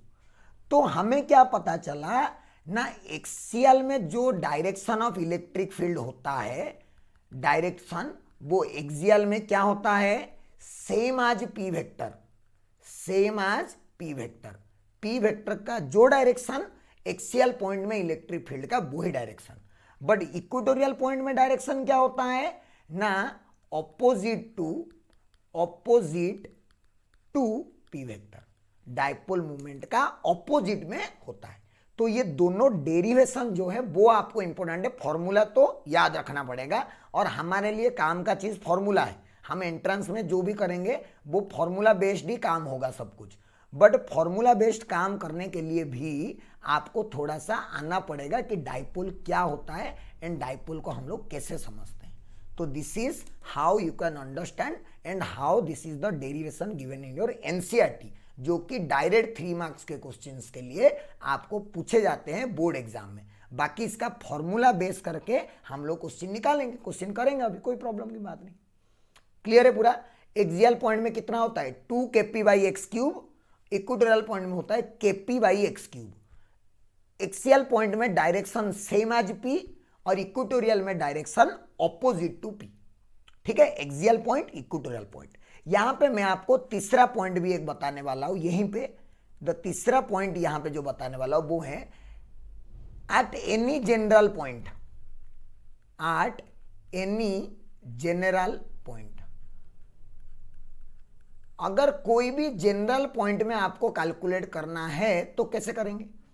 जैसे कि मान लेते हैं कि आपको एक डाइपोल दे दिया कि ये एक डाइपोल है इस तरह से, this is a dipole given, A dipole जिसका डायरेक्शन ऐसा है, this is P vector is given. ठीक है, और एक पॉइंट मार्क करवा दिया आपको यहां पे, there is a point here A, point A, जो कि यहां से कितना एंगल ऐसे, इसको अगर पॉइंट ए को ज्वाइन करो सेंटर से तो ये डिस्टेंस दिया है कुछ d, और ये जो एंगल दिया है दिस एंगल, ये वाला एंगल गिवन है आपका थीटा। तो ये ए तो कोई जनरल पॉइंट हो गया, this is any general point, कहीं पे भी आ सकता है ये वाला ए पॉइंट, और एंगल कितना भी बना सकता है। क्या करेंगे ना, उस केस में क्या करो ना, स्टार मार्क देख के break p vector into components, break p vector into components. P एक वेक्टर क्वांटिटी है डायपोल मूवमेंट, तो उसको कंपोनेंट में ब्रेक कर दो। कैसे ब्रेक करो ना, कैसे ब्रेक करो ना, along the line, along the line and perpendicular to line, ऐसे ब्रेक करो। वो क्या है sir, along the line perpendicular to the line है। देख मैं बता रहा हूं, ये जो रेड कलर वाला है ना, अभी जो ड्रॉ करूंगा मैं, रेड कलर वाला, देख ये जो रेड कलर वाला ड्रॉ किया, ये डायपोल मूवमेंट का कंपोनेंट आया कौन से ना, उस लाइन के ऊपर जहां पे मुझे इलेक्ट्रिक फील्ड चाहिए, और परपेंडिकुलर टू इट, मतलब जो ब्लू वाला ड्रॉ कर रहा हूं अभी, ये सॉरी, जो ब्लू वाला ड्रॉ कर रहा हूं अभी, वो ब्लू वाला है परपेंडिकुलर टू इट, ये कंपोनेंट। ठीक, इधर आया तो इसका नीचे आएगा, दिस इज कंपोनेंट। ये एंगल थीटा हुआ तो इधर कितना आ जाएगा, आप समझ पा रहे हो कि मैं दूसरे पेज में बताऊं, नेक्स्ट पेज में बता दूं। ठीक है, मैं नेक्स्ट पेज में बता देता हूं, नेक्स्ट पेज में बता देता हूं अच्छे से ड्रॉ करके, ताकि आपको समझ में बिल्कुल आए, है ना। बिल्कुल, ये पी वेक्टर ऐसे दिया हुआ है, दिस इज गिवन, मैं थोड़ा बड़ा बड़ा करके ड्रॉ करता हूं, this is given P vector, right, this is given P vector. मुझे क्या करना है ना, यहां पे एक पॉइंट लिया हूं और उस पॉइंट का डिस्टेंस भी मुझे पता है, यहां से इस तरह से गिवन है। तो मैंने क्या बोला ना, पी वेक्टर को कंपोनेंट में ब्रेक करो, तो इसको ए कंपोनेंट में ब्रेक करेंगे एलोंग, सॉरी, ए कंपोनेंट में ब्रेक करेंगे एलोंग द लाइन, कुछ इस तरह से, इस वाले लाइन के एलोंग ब्रेक करेंगे, और एक इसको ब्रेक करेंगे किस वाले डायरेक्शन में, परपेंडिकुलर टू द लाइन, मतलब कुछ इस तरह से ब्रेक करेंगे। क्लियर है पूरा। तो देख ये है, तो अगर ये इधर है तो मेरा जो इसका डायरेक्शन आएगा कंपोनेंट का वो ऐसे आना पड़ेगा, और इसका डायरेक्शन कुछ ऐसे आना पड़ेगा। ये एंगल अगर थीटा हुआ तो जिधर एंगल उधर कॉस थीटा, तो ये कौन सा वाला आएगा, पी कॉस थीटा कंपोनेंट, और यहां पे कौन सा, ये कौन सा आ जाएगा, ये पी साइन थीटा कंपोनेंट। और मुझे चाहिए इस पॉइंट पे इलेक्ट्रिक फील्ड। अब तू खुद सोच कि पॉइंट, इस वाले पॉइंट पे जो इलेक्ट्रिक फील्ड है, कितने इलेक्ट्रिक फील्ड प्रोड्यूस होंगे ना, एक्सियल वजह ये जो पी कॉस थीटा के लिए है, for P cos theta A is an axial point, एक ऐसा पॉइंट बन गया, एक्सियल पॉइंट बन गया। बट पी साइन थीटा के लिए एक ऐसा बन गया, इक्वेटोरियल पॉइंट बन गया। तो क्या मुझे दोनों का इलेक्ट्रिक फील्ड का वैल्यू और डायरेक्शन लिखना आता है? नहीं, यस सर। तो जो एक्सियल में इलेक्ट्रिक फील्ड होगा वो सेम एज पी होगा। मतलब पॉइंट ए पर जो इलेक्ट्रिक फील्ड प्रोड्यूस होगा due to p cos theta वो same as p cos theta आएगा। This is due to electric field due to parallel component, और जो इक्वेटोरियल में होता है वो ऑपोजिट टू पी होता है, मतलब ऊपर होगा। This is the electric field due to perpendicular component. इसी को हम लोग पी का पैरेलल कंपोनेंट और इसको हम लोग पी का परपेंडिकुलर कंपोनेंट बोलते हैं। क्या मेरी बात समझ में आया? जब भी कोई रैंडम पॉइंट में निकालना हो तो पी को कंपोनेंट्स में ब्रेक करो, तो एक कंपोनेंट के लिए वो पॉइंट एक्सियल बन जाएगा और दूसरे कंपोनेंट के लिए वो पॉइंट इक्वेटोरियल बन जाएगा। तो जो एक्सियल जिसके लिए बन गया उसके वजह से पैरेलल इलेक्ट्रिक फील्ड निकाल सकते हो। अब सोच ई पैरेलल का वैल्यू कितना होगा, ई पैरेलल का वैल्यू कितना होगा, तो खुद सोच। क्या होता है एक्सियल पॉइंट में फॉर्मूला 2kp/x³ है ना, ये डिस्टेंस डी दिया हुआ था। 2kp 2 इंटू के इंटू पी, पी लिखना है कि पी कॉस थीटा लिखना है, पी कॉस थीटा लिखना है क्योंकि डाइपोल अभी पी कॉस थीटा बन गया है। तो 2kp cos theta divided by distance is D का क्यूब। ये पैरेलल कंपोनेंट की वजह से। परपेंडिकुलर कंपोनेंट की वजह से डायरेक्शन तो लिख चुके हैं ऑलरेडी, जो कि हमारा वाला डायरेक्शन का उल्टा होगा। और वैल्यू कितना होता है kp/x³। तो k इंटू पी के बदले क्या लिखना पड़ेगा, p sine theta by distance कितना है dq। तो देयरफॉर जो टोटल इलेक्ट्रिक फील्ड आएगा वो कितना आएगा, √/, ई पैरेलल का स्क्वायर प्लस ई परपेंडिकुलर का square. So this is how you have to find the electric field due to a dipole at any general point. This is the original dipole that was given, जिसको हम लोग इस तरह से दो component में break किए और हर एक कंपोनेंट की वजह से एक्सियल जिसके लिए बन रहा है उसी हिसाब से लिखे इलेक्ट्रिक फील्ड, इक्वेटोरियल जिस तरह से बन रहा है उसी हिसाब से लिखे इलेक्ट्रिक फील्ड। फिर खत्म कहानी, और क्या। क्लियर है पूरा? इस तरह से हम लोग electric field due to a dipole कोई भी पॉइंट में कैलकुलेट कर सकते हैं। और इसके अंदर इंपॉर्टेंट बात यह है कि electric field due to a dipole कैसे वैरी करता है, वैरी करता है 1/x³ में, है ना। जैसे कि यहां पे मैं एक पॉइंट आपको बता सकता हूं, difference between electric field due to point charge, electric field due to point charge की वजह से electric field and electric field due to dipole. इन दोनों में क्या डिफरेंस है समझ। इलेक्ट्रिक फील्ड ड्यू टू, जो यहां पे अगर point charge, electric field due to point charge वो कैसे वैरी करता था 1/x² में, और डाइपोल की वजह से इलेक्ट्रिक फील्ड कैसे वैरी किया 1/x³ में, डिस्टेंस का क्यूब में वैरी करा। पहला पॉइंट। दूसरा पॉइंट क्या है इसमें ना, अगर तू यहां पे पॉइंट चार्ज है, तू इधर ले जा आर, इधर ले जा आर, इधर ले जा आर, इधर ले जा आर, कोई भी पॉइंट पे चला जा ABCD, हर एक जगह इलेक्ट्रिक फील्ड जो प्रोड्यूस हो रहा होगा वो कितना प्रोड्यूस हो रहा होगा, सेम। बट डाइपोल के चारों तरफ तू घूमेगा, एक्सियल में अलग इलेक्ट्रिक फील्ड, इक्वेटोरियल में अलग इलेक्ट्रिक फील्ड, रैंडम पॉइंट में चला जाएगा तो और इलेक्ट्रिक फील्ड अलग। मतलब सेम डिस्टेंस में रह के भी अगर ओरिएंटेशन चेंज हो गया तो क्या इलेक्ट्रिक फील्ड भी चेंज हो जाएगा। तो क्या बोल सकते हैं हम लोग ना, इसको हम लोग बोल सकते हैं कि electric field due to point charge, electric field due to point charge is independent of the orientation of the point around the charge. The orientation of point around the charge. Charge के चारों तरफ कहीं पे भी point रखो, electric field का value उतना ही होता है अगर डिस्टेंस इक्वल है तो। बट डाइपोल के लिए ऐसा नहीं होता है। क्यों? क्योंकि डाइपोल के लिए सोचो, अगर ये डाइपोल है, ये डाइपोल है अगर पी वेक्टर, तो ये वाले पॉइंट में अलग इलेक्ट्रिक फील्ड, ये वाले पॉइंट में अलग इलेक्ट्रिक फील्ड, इधर आ जाएगा अलग इलेक्ट्रिक फील्ड, चाहे डिस्टेंस सेम ही क्यों ना हो, चाहे डिस्टेंस सबका सेम ही क्यों ना हो r r r r, but अलग अलग पॉइंट ले जाओ तो इलेक्ट्रिक फील्ड का वैल्यू क्या हो जाता है, अलग अलग हो जाता है। मतलब हम लोग क्या बोल सकते हैं ना, electric field due to dipole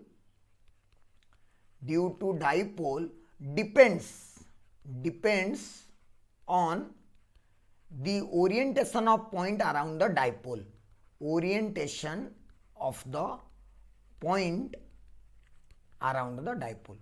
वो डाइपोल के चारों तरफ कहां पे उस पॉइंट को रखा गया है उस बात पे भी डिपेंड करता है कि इलेक्ट्रिक फील्ड का वैल्यू क्या होगा। अब ग्राफ ड्रॉ करना होगा तो कर सकते हो ना तुम लोग यार, e⁻x² और e⁻x³ का ग्राफ तो ड्रॉ कर सकते हो ना। दोनों का ग्राफ कैसा बनेगा, रेक्टेंगुलर हाइपरबोला बनेगा, लेकिन एक का नीचे बनेगा और एक का ऊपर बनेगा। याद है कि नहीं, किसका नीचे बनता था किसका ऊपर बनता था, ज्यादा पावर होने से नीचे की ऊपर, ज्यादा पावर अगर हुआ, पावर ज्यादा हुआ x³ हो गया तो ऊपर की नीचे, ना नीचे वाला रेड वाला होगा 1/x³ और ऊपर वाला होगा 1/x²। ये इलेक्ट्रिक फील्ड वर्सेस x का ग्राफ है जो कि 1/x² वाला पॉइंट चार्ज के लिए है एंड 1/x³ वाला डाइपोल के लिए है। कंपेयर हम लोग कर सकते हैं।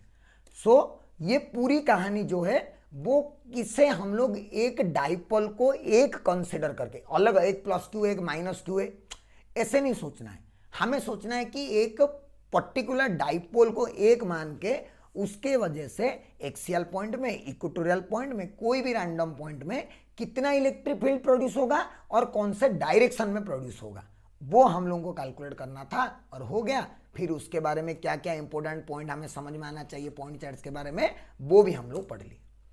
क्लियर है पूरा। नेक्स्ट है हमारा कि अगर हम लोग डाइपोल को लेकर कोई एक्सटर्नल इलेक्ट्रिक फील्ड में रख दे तो क्या होगा, है ना। तो हमारा नेक्स्ट कॉन्सेप्ट है dipole placed in external uniform electric field, external uniform electric field मतलब कहीं पे एक external uniform electric field already exist कर रहा होगा और हम उस एक्सटर्नल फील्ड में लेकर एक डाइपोल को रख देंगे। ठीक है, जैसे कि ऐसे मान लो कि इलेक्ट्रिक फील्ड दिया हुआ है, ऐसे यूनिफॉर्म इलेक्ट्रिक फील्ड बोलता है।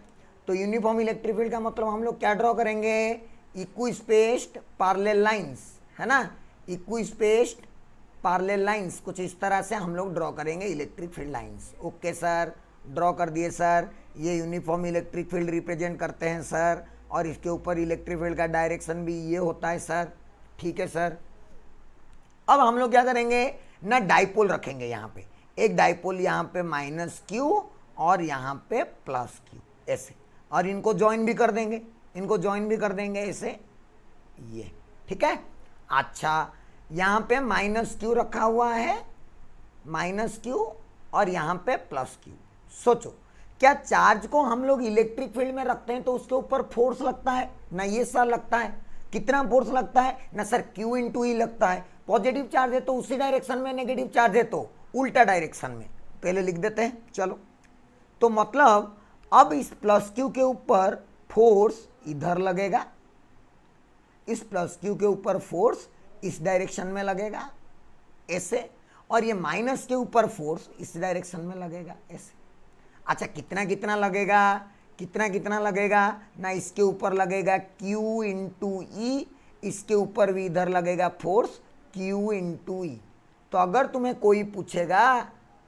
कोई पूछेगा what is the net force experienced by the dipole, net force experienced by the dipole, dipole के ऊपर टोटल कितना फोर्स लग रहा है या डाइपोल कितना फोर्स एक्सपीरियंस कर रहा है ना, घंटा फोर्स एक्सपीरियंस कर रहा है, कुछ भी फोर्स एक्सपीरियंस नहीं कर रहा है। क्यों? क्योंकि इसके ऊपर आगे लग गया QE, पीछे लग गया QE। तो net force on the dipole is equals to 0। क्या मैं इसको बोल सकता हूं, this is in translational equilibrium. कैसा इक्विलिब्रियम? ट्रांसलेशनल इक्विलिब्रियम, मतलब ये आगे चलने वाला नहीं है, इक्विलिब्रियम ट्रांसलेशनल वाला है। ठीक है सर, बहुत अच्छी बात है। बट ये जो दो फोर्सेस लग रहे हैं, क्या तुम्हें ये दो फोर्सेस कुछ दिख रहे हैं? मैंने रोटेशन में पढ़ाया था, ऐसे ऊपर इधर खींचोगे, नीचे इधर खींचो, समझ रहे हो? इसको ऐसे पकड़ो, ऐसे ऐसे खींचो, ऐसे, मतलब ऊपर को इस साइड खींच रहे हो और नीचे को इस साइड खींच रहे हो। तो अगर इसको इस साइड खींचोगे, इसको इस साइड खींचोगे, क्या होगा? क्या होगा ना, ये ऐसे घूमेगा। और जब भी ऐसे दो अपोजिट डायरेक्शन में लगने वाले फोर्स रोटेटिंग इफेक्ट फॉर्म करते हैं, उनको हम लोग एक नाम से भी बुलाते थे। क्या बोलते हैं उनको? Couple force. क्या बोलते हैं? कपल। कपल वपल के बारे में तो तुम्हें बढ़िया पता होगा, है ना? ये सब तुम्हें बहुत अच्छे से आता है।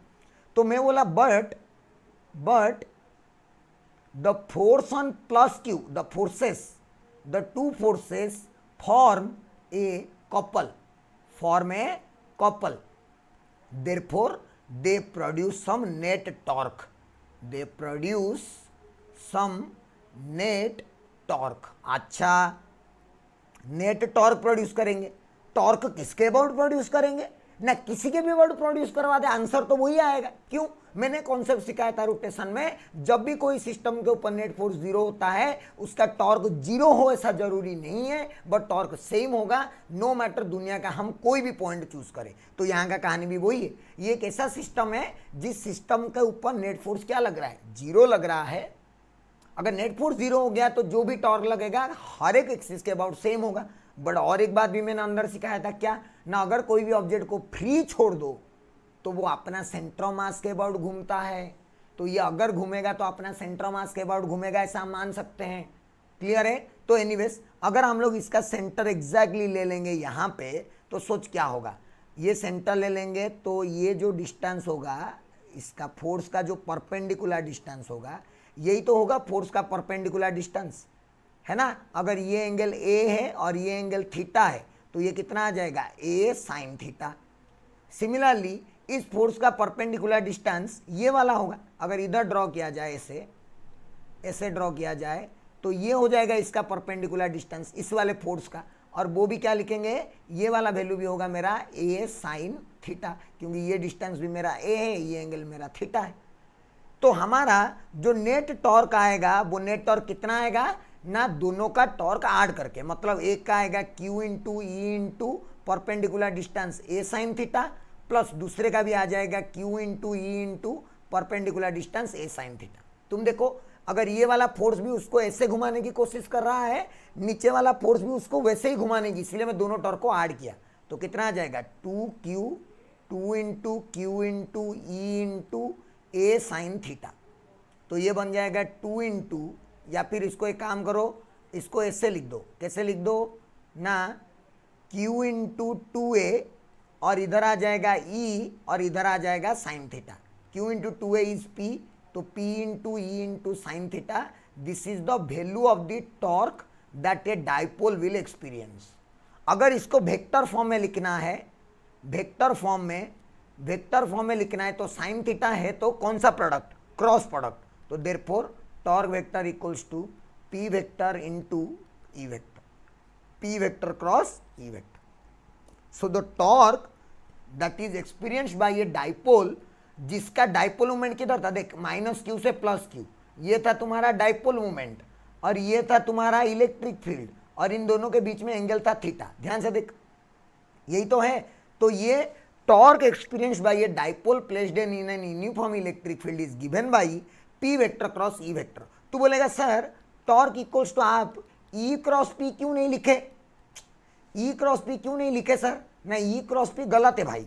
क्यों गलत है ना? डायरेक्शन भी तो मैच होना चाहिए, डायरेक्शन भी तो मैच होना चाहिए ना। देख, जैसे कि इस वाले फिगर को देखेगा तू, अगर इस वाले फिगर को देखेगा, इसमें पी क्रॉस ई कर, पी क्रॉस ई।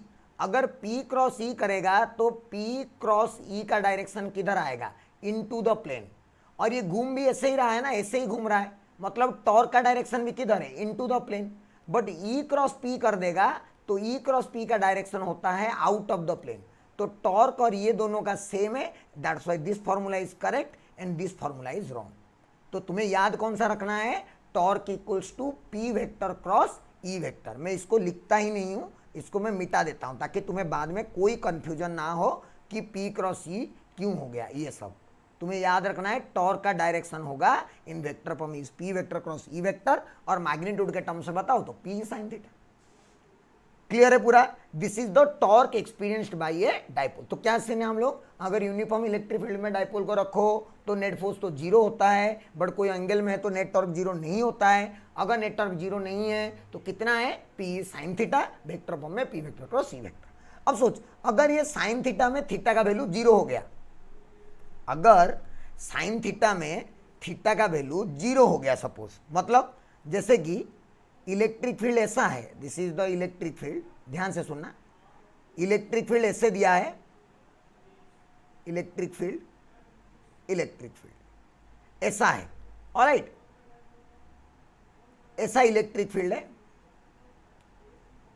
और डाइपोल जो रखा हुआ है वो डाइपोल को ऐसे रखा हुआ है। दो सिचुएशन बता देता हूं, एक डाइपोल को ऐसे कुछ रखा हुआ है, यहां पे ये है माइनस क्यू और ये है प्लस क्यू, ठीक है।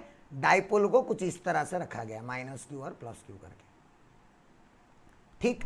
मतलब यहां पे थीटा का वैल्यू कितना है देख ना, यहां पे पी वेक्टर का डायरेक्शन भी ये है, this is the direction of P vector minus Q से, और ई वेक्टर का डायरेक्शन भी ये है, मतलब क्या सेम डायरेक्शन में आ गए, तो थीटा इक्वल्स टू ये 0 डिग्री है।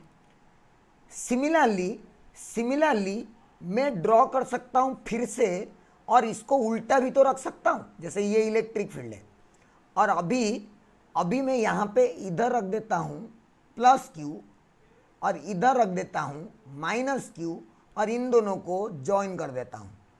तो अब यहां पे मेरा पी वेक्टर का डायरेक्शन किधर है ना, अभी पी वेक्टर का डायरेक्शन है इधर और ई वेक्टर का डायरेक्शन है इधर, तो क्या दोनों उल्टा हो गए, so this is theta equal to 180 degree. तो इस केस में भी थीटा इक्वल टू 0 में भी जो टॉर्क एक्सपीरियंस करेगा पी साइन 0 वो भी 0 है।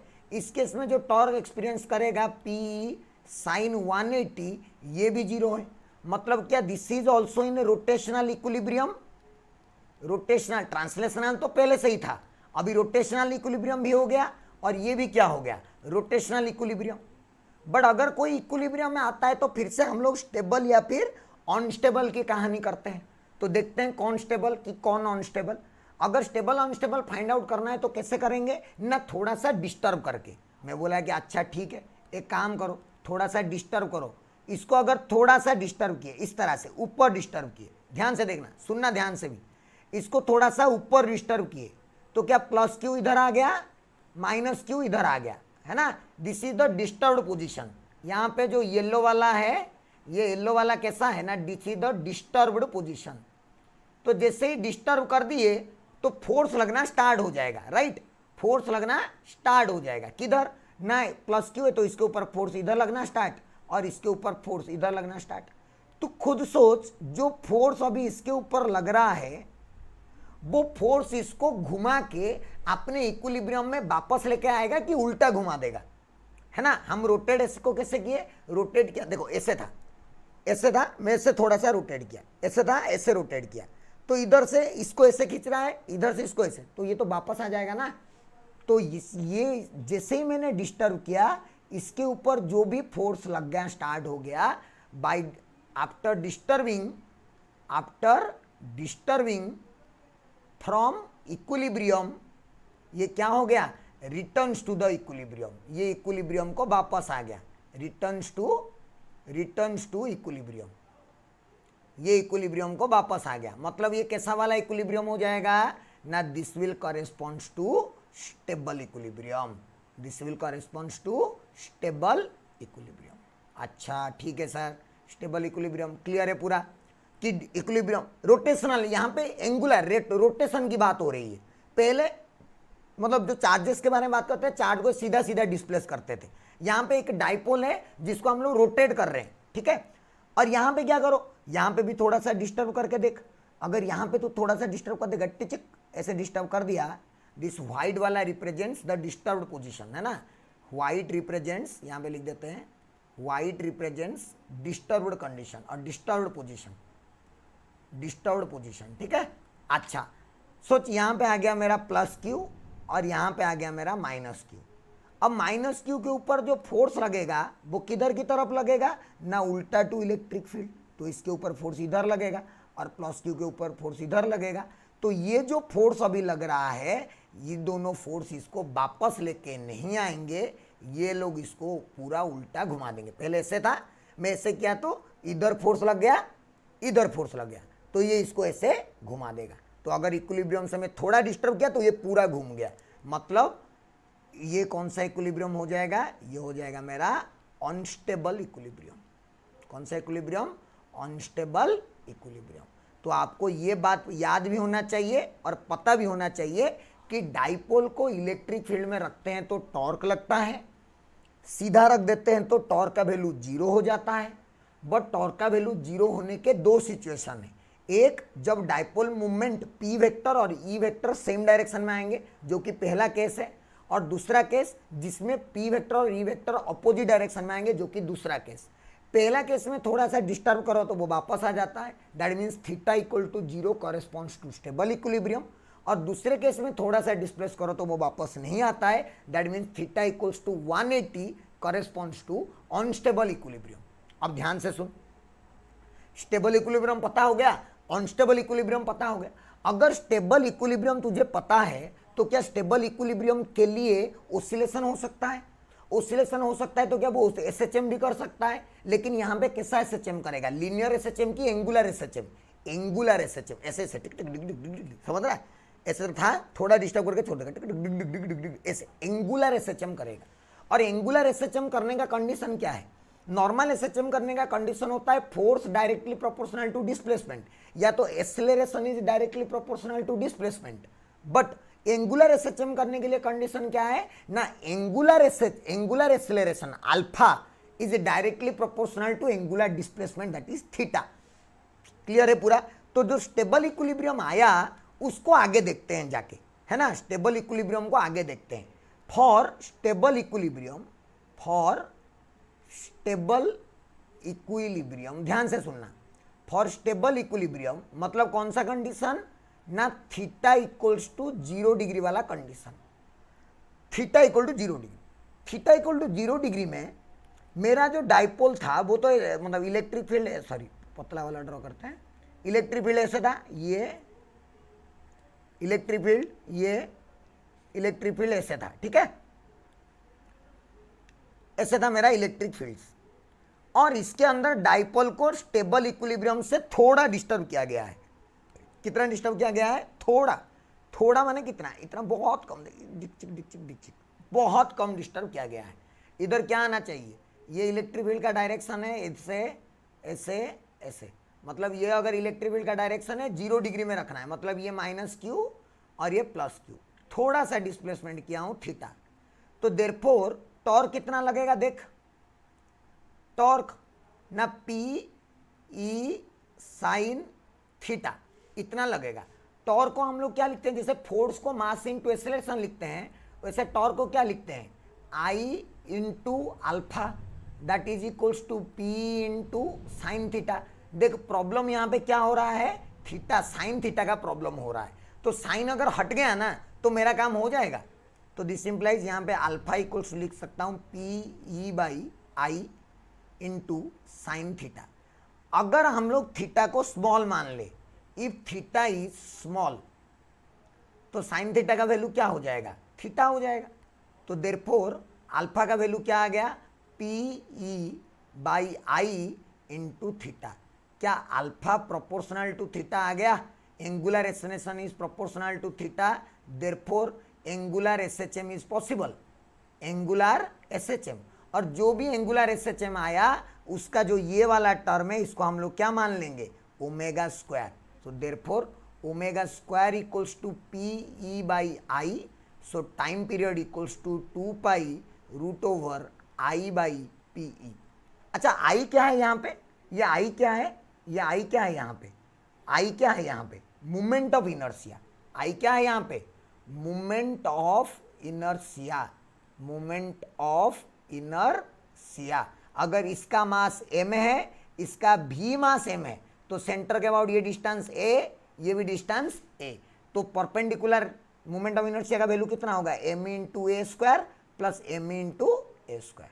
This is the moment of inertia, 2m into A square, इतना डालना मोमेंट ऑफ इनर्शिया का value, and you can find out what is the time period of SHM of this, what is the time period of SHM of this dipole if we leave the dipole in a uniform electric field and we displace it small, we displace it by a small distance, small angle theta from its stable equilibrium position, and stable equilibrium position corresponds to theta equals to 0 degree.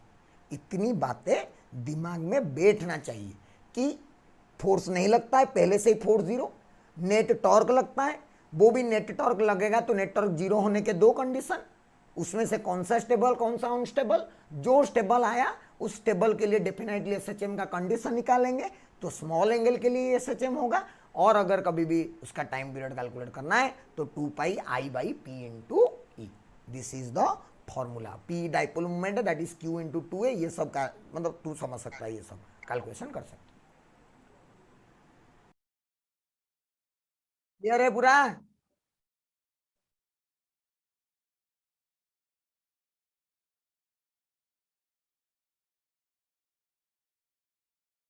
ये आसान topic है, बहुत आसान है, बस दिमाग लगाना है थोड़ा सा, दैट्स ऑल, बाकी ये है तो बहुत आसान, हाँ बहुत आसान है। ठीक है, आगे चला जाए, नेक्स्ट चला जाए, नेक्स्ट है हमारा potential energy of dipole. Next है हमारा potential energy of dipole, potential energy of dipole placed in an uniform electric field, और प्लेस्ड नहीं रोटेटेड लिखते हैं, प्लेस्ड मत लिखो, rotated in an electric field, dipole rotated in an uniform electric field, मतलब एक यूनिफॉर्म इलेक्ट्रिक फील्ड होगा और उसके ऊपर अगर टॉर्क लगता है, यूनिफॉर्म इलेक्ट्रिक फील्ड में डाइपोल रखो तो डाइपोल के ऊपर टॉर्क लगता है, तो अगर उसको रोटेट करोगे तो वर्क डन तो होगा ही ना, जैसे ही बता रहा हूं, देख suppose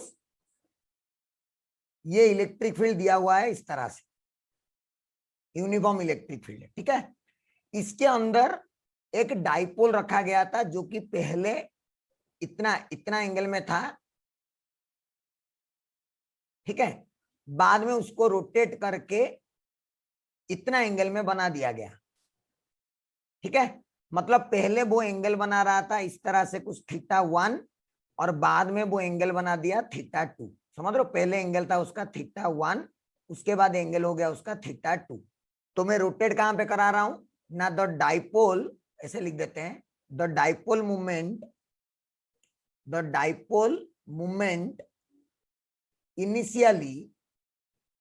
initially was making an angle θ1, was making an angle कितना बना रहा था θ1, and then it is rotated,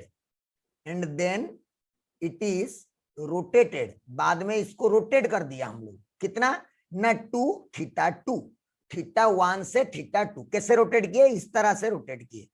अच्छा, इलेक्ट्रिक फील्ड ऐसे है ना, और इसके ये अगर प्लस क्यू होता है, ये अगर प्लस क्यू होगा और ये माइनस क्यू है, क्योंकि पी वेक्टर का डायरेक्शन ऐसे होना चाहिए, ठीक है, तो ये इसके ऊपर फोर्स इधर लग रहा होगा एफ, और इसके ऊपर फोर्स पीछे लग रहा होगा ऐसे एफ, मतलब टॉर्क भी किसे लग रहा है, मतलब तुम लोग उसको ऐसे घुमाने की कोशिश कर रहे हो और टॉर्क भी तो ऐसे ही लग रहा है अंदर की तरफ, मतलब टॉर्क भी ऐसे ही घुमाने की कोशिश कर रहा है, तो देयरफॉर वर्क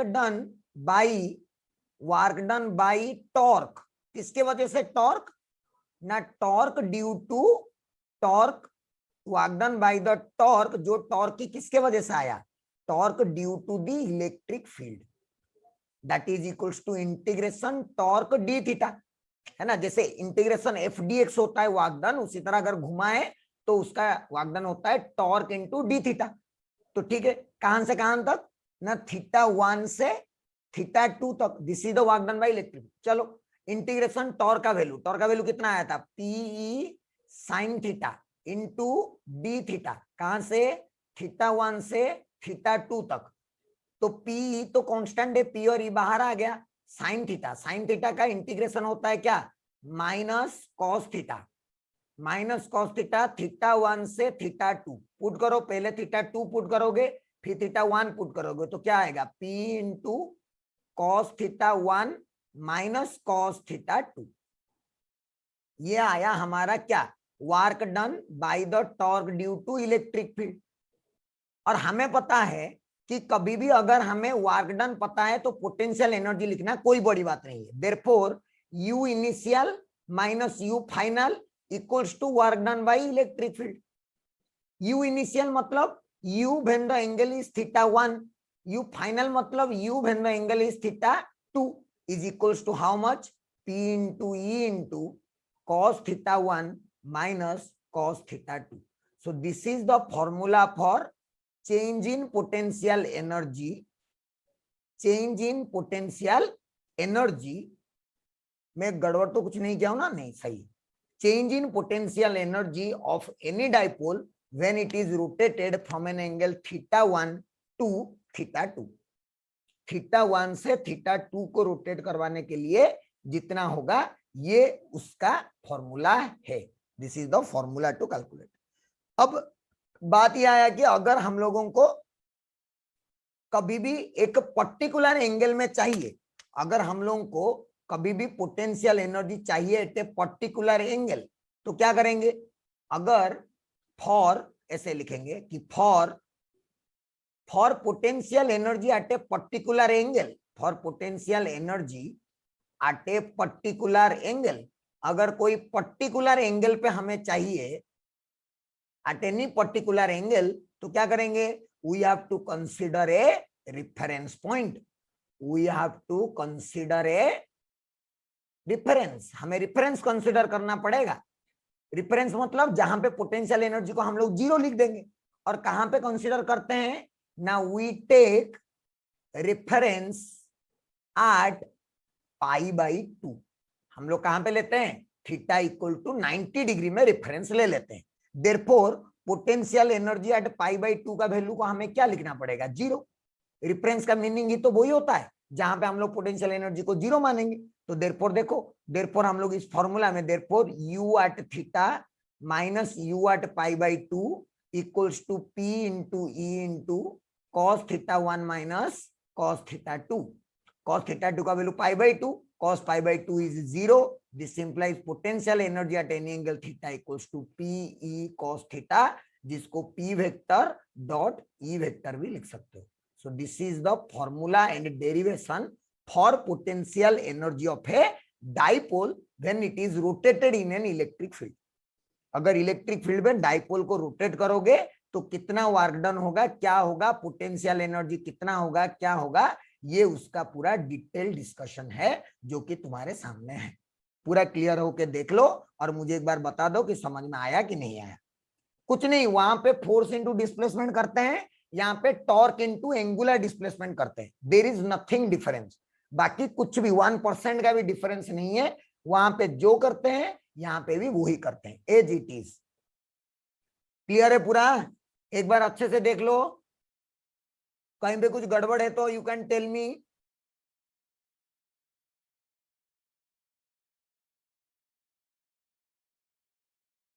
अच्छे से सब लोग देख लो, बहुत अच्छे से।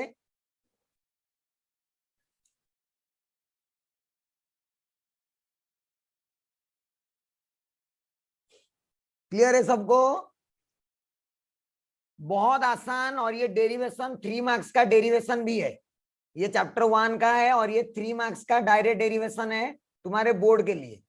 What is the potential energy of A electric dipole rotated in an external uniform electric field, ये उसका डायरेक्ट 3 मार्क्स का डेरिवेशन है जो कि एनसीईआरटी में भी गिवन है।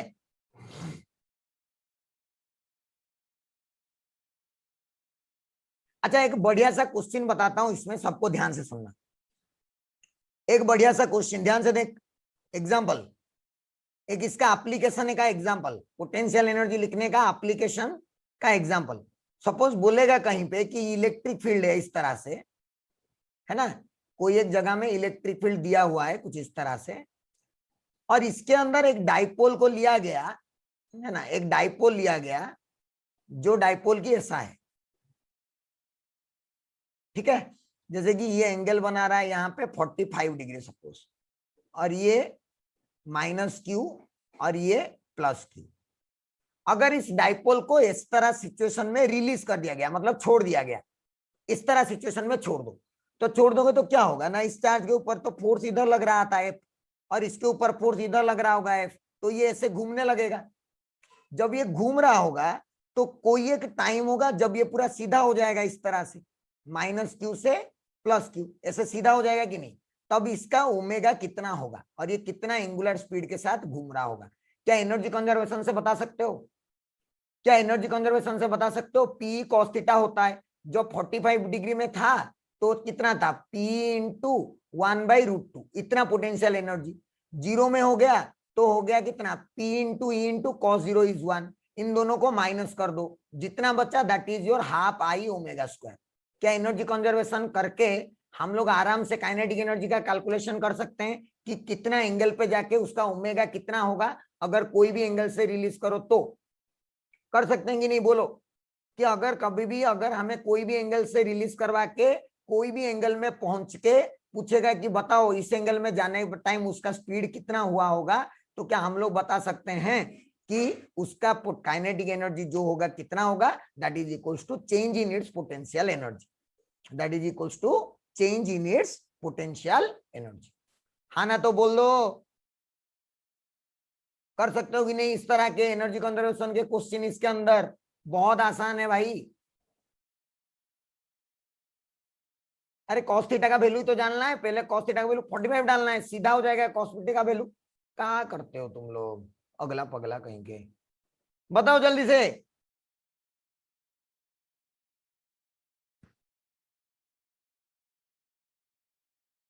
हाँ एनर्जी कंजर्वेशन ही तो है यार, क्या है ये, simple, this is just energy conservation और कुछ नहीं। एनर्जी कंजर्वेशन, हाँ वहां पे सीधा सीधा चलाते थे भगाते थे तो एनर्जी कंजर्वेशन का कहानी अलग होता था, और अभी हम लोग रोटेट करवा रहे हैं तो फॉर्मूला ही तो है, वहां पे पोटेंशियल एनर्जी लिखने का तरीका अलग, यहाँ पे पोटेंशियल एनर्जी लिखने का तरीका अलग, बट अल्टीमेटली जितना पोटेंशियल एनर्जी का लॉस होगा उतना ही तो काइनेटिक एनर्जी का गेन होगा। अगर तुम्हें पोटेंशियल एनर्जी का फॉर्मूला पता है तो loss in potential energy calculate कर दो। कहा है कि ये सब ये बिला की हो ना, आगे चले।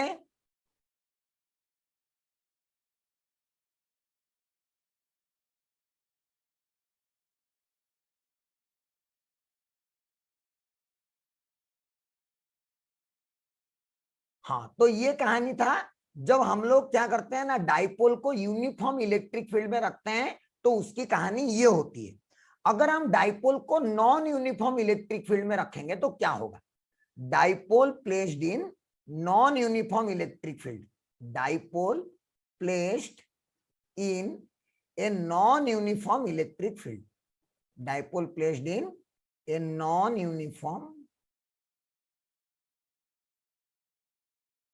यूनिफॉर्म इलेक्ट्रिक फील्ड, तो क्या होगा। देखो इसका जनरल फॉर्मूला भी है और इसको हम लोग सिंपल मेथड में भी सॉल्व कर सकते हैं ना। मैं पहले जनरल फॉर्मूला बता देता हूं, जनरल फॉर्मूला क्या बोलता है, ध्यान सुन, फॉर्मूला भी बता दूंगा, पहले ट्रिक सुन ले। मान ले कि ये डाइपोल है, ठीक है, ये डाइपोल है का मतलब क्या है ना, यहाँ पे होगा कुछ -q और यहाँ पे है सपोज कुछ +q, ठीक है, और यहाँ पे इलेक्ट्रिक फील्ड एग्जिस्ट कर रहा है जो इलेक्ट्रिक फील्ड की as a function of r है, समझ रहे हो, मतलब ये वेरिएबल इलेक्ट्रिक फील्ड है, this is a variable electric field, मतलब यहाँ पे इलेक्ट्रिक का फील्ड का वैल्यू कुछ और मान लेते हैं, यहाँ पे इलेक्ट्रिक फील्ड का वैल्यू होगा कुछ ई, यहाँ पे मान लो ई है, तो यहाँ पे कितना हो जाएगा, यहाँ पे ई प्लस डी, कुछ और हो जाएगा इलेक्ट्रिक फील्ड, मान लो डी, क्योंकि ये छोटा सा डिस्टेंस तो dx है ना, इनके बीच में छोटा सा डिस्टेंस क्या है, dx, बिकॉज शॉर्ट डाइपोल होता है, तो डिस्टेंस अगर बहुत कम चेंज होता है तो इलेक्ट्रिक फील्ड का वैल्यू भी बहुत कम चेंज होगा। तो देख, अगर मुझे कोई पूछेगा कि net force on the dipole, net force on the dipole, net force on the dipole, dipole के ऊपर कितना नेट फोर्स लगेगा ना, माइनस क्यू के ऊपर फोर्स लगेगा इधर, that is Q into E, इतना माइनस क्यू के ऊपर, और प्लस क्यू के ऊपर इधर लगेगा कितना ना, Q into E plus D, इतना लगेगा, है कि नहीं, इतना डिस्टेंस लगा क्यू इंटू ई, और ये Q into E plus D. तो देयरफॉर नेट फोर्स कितना आएगा, जो नेट फोर्स ये एक्सपीरियंस करेगा, कितना एक्सपीरियंस करेगा ना, क्यू ई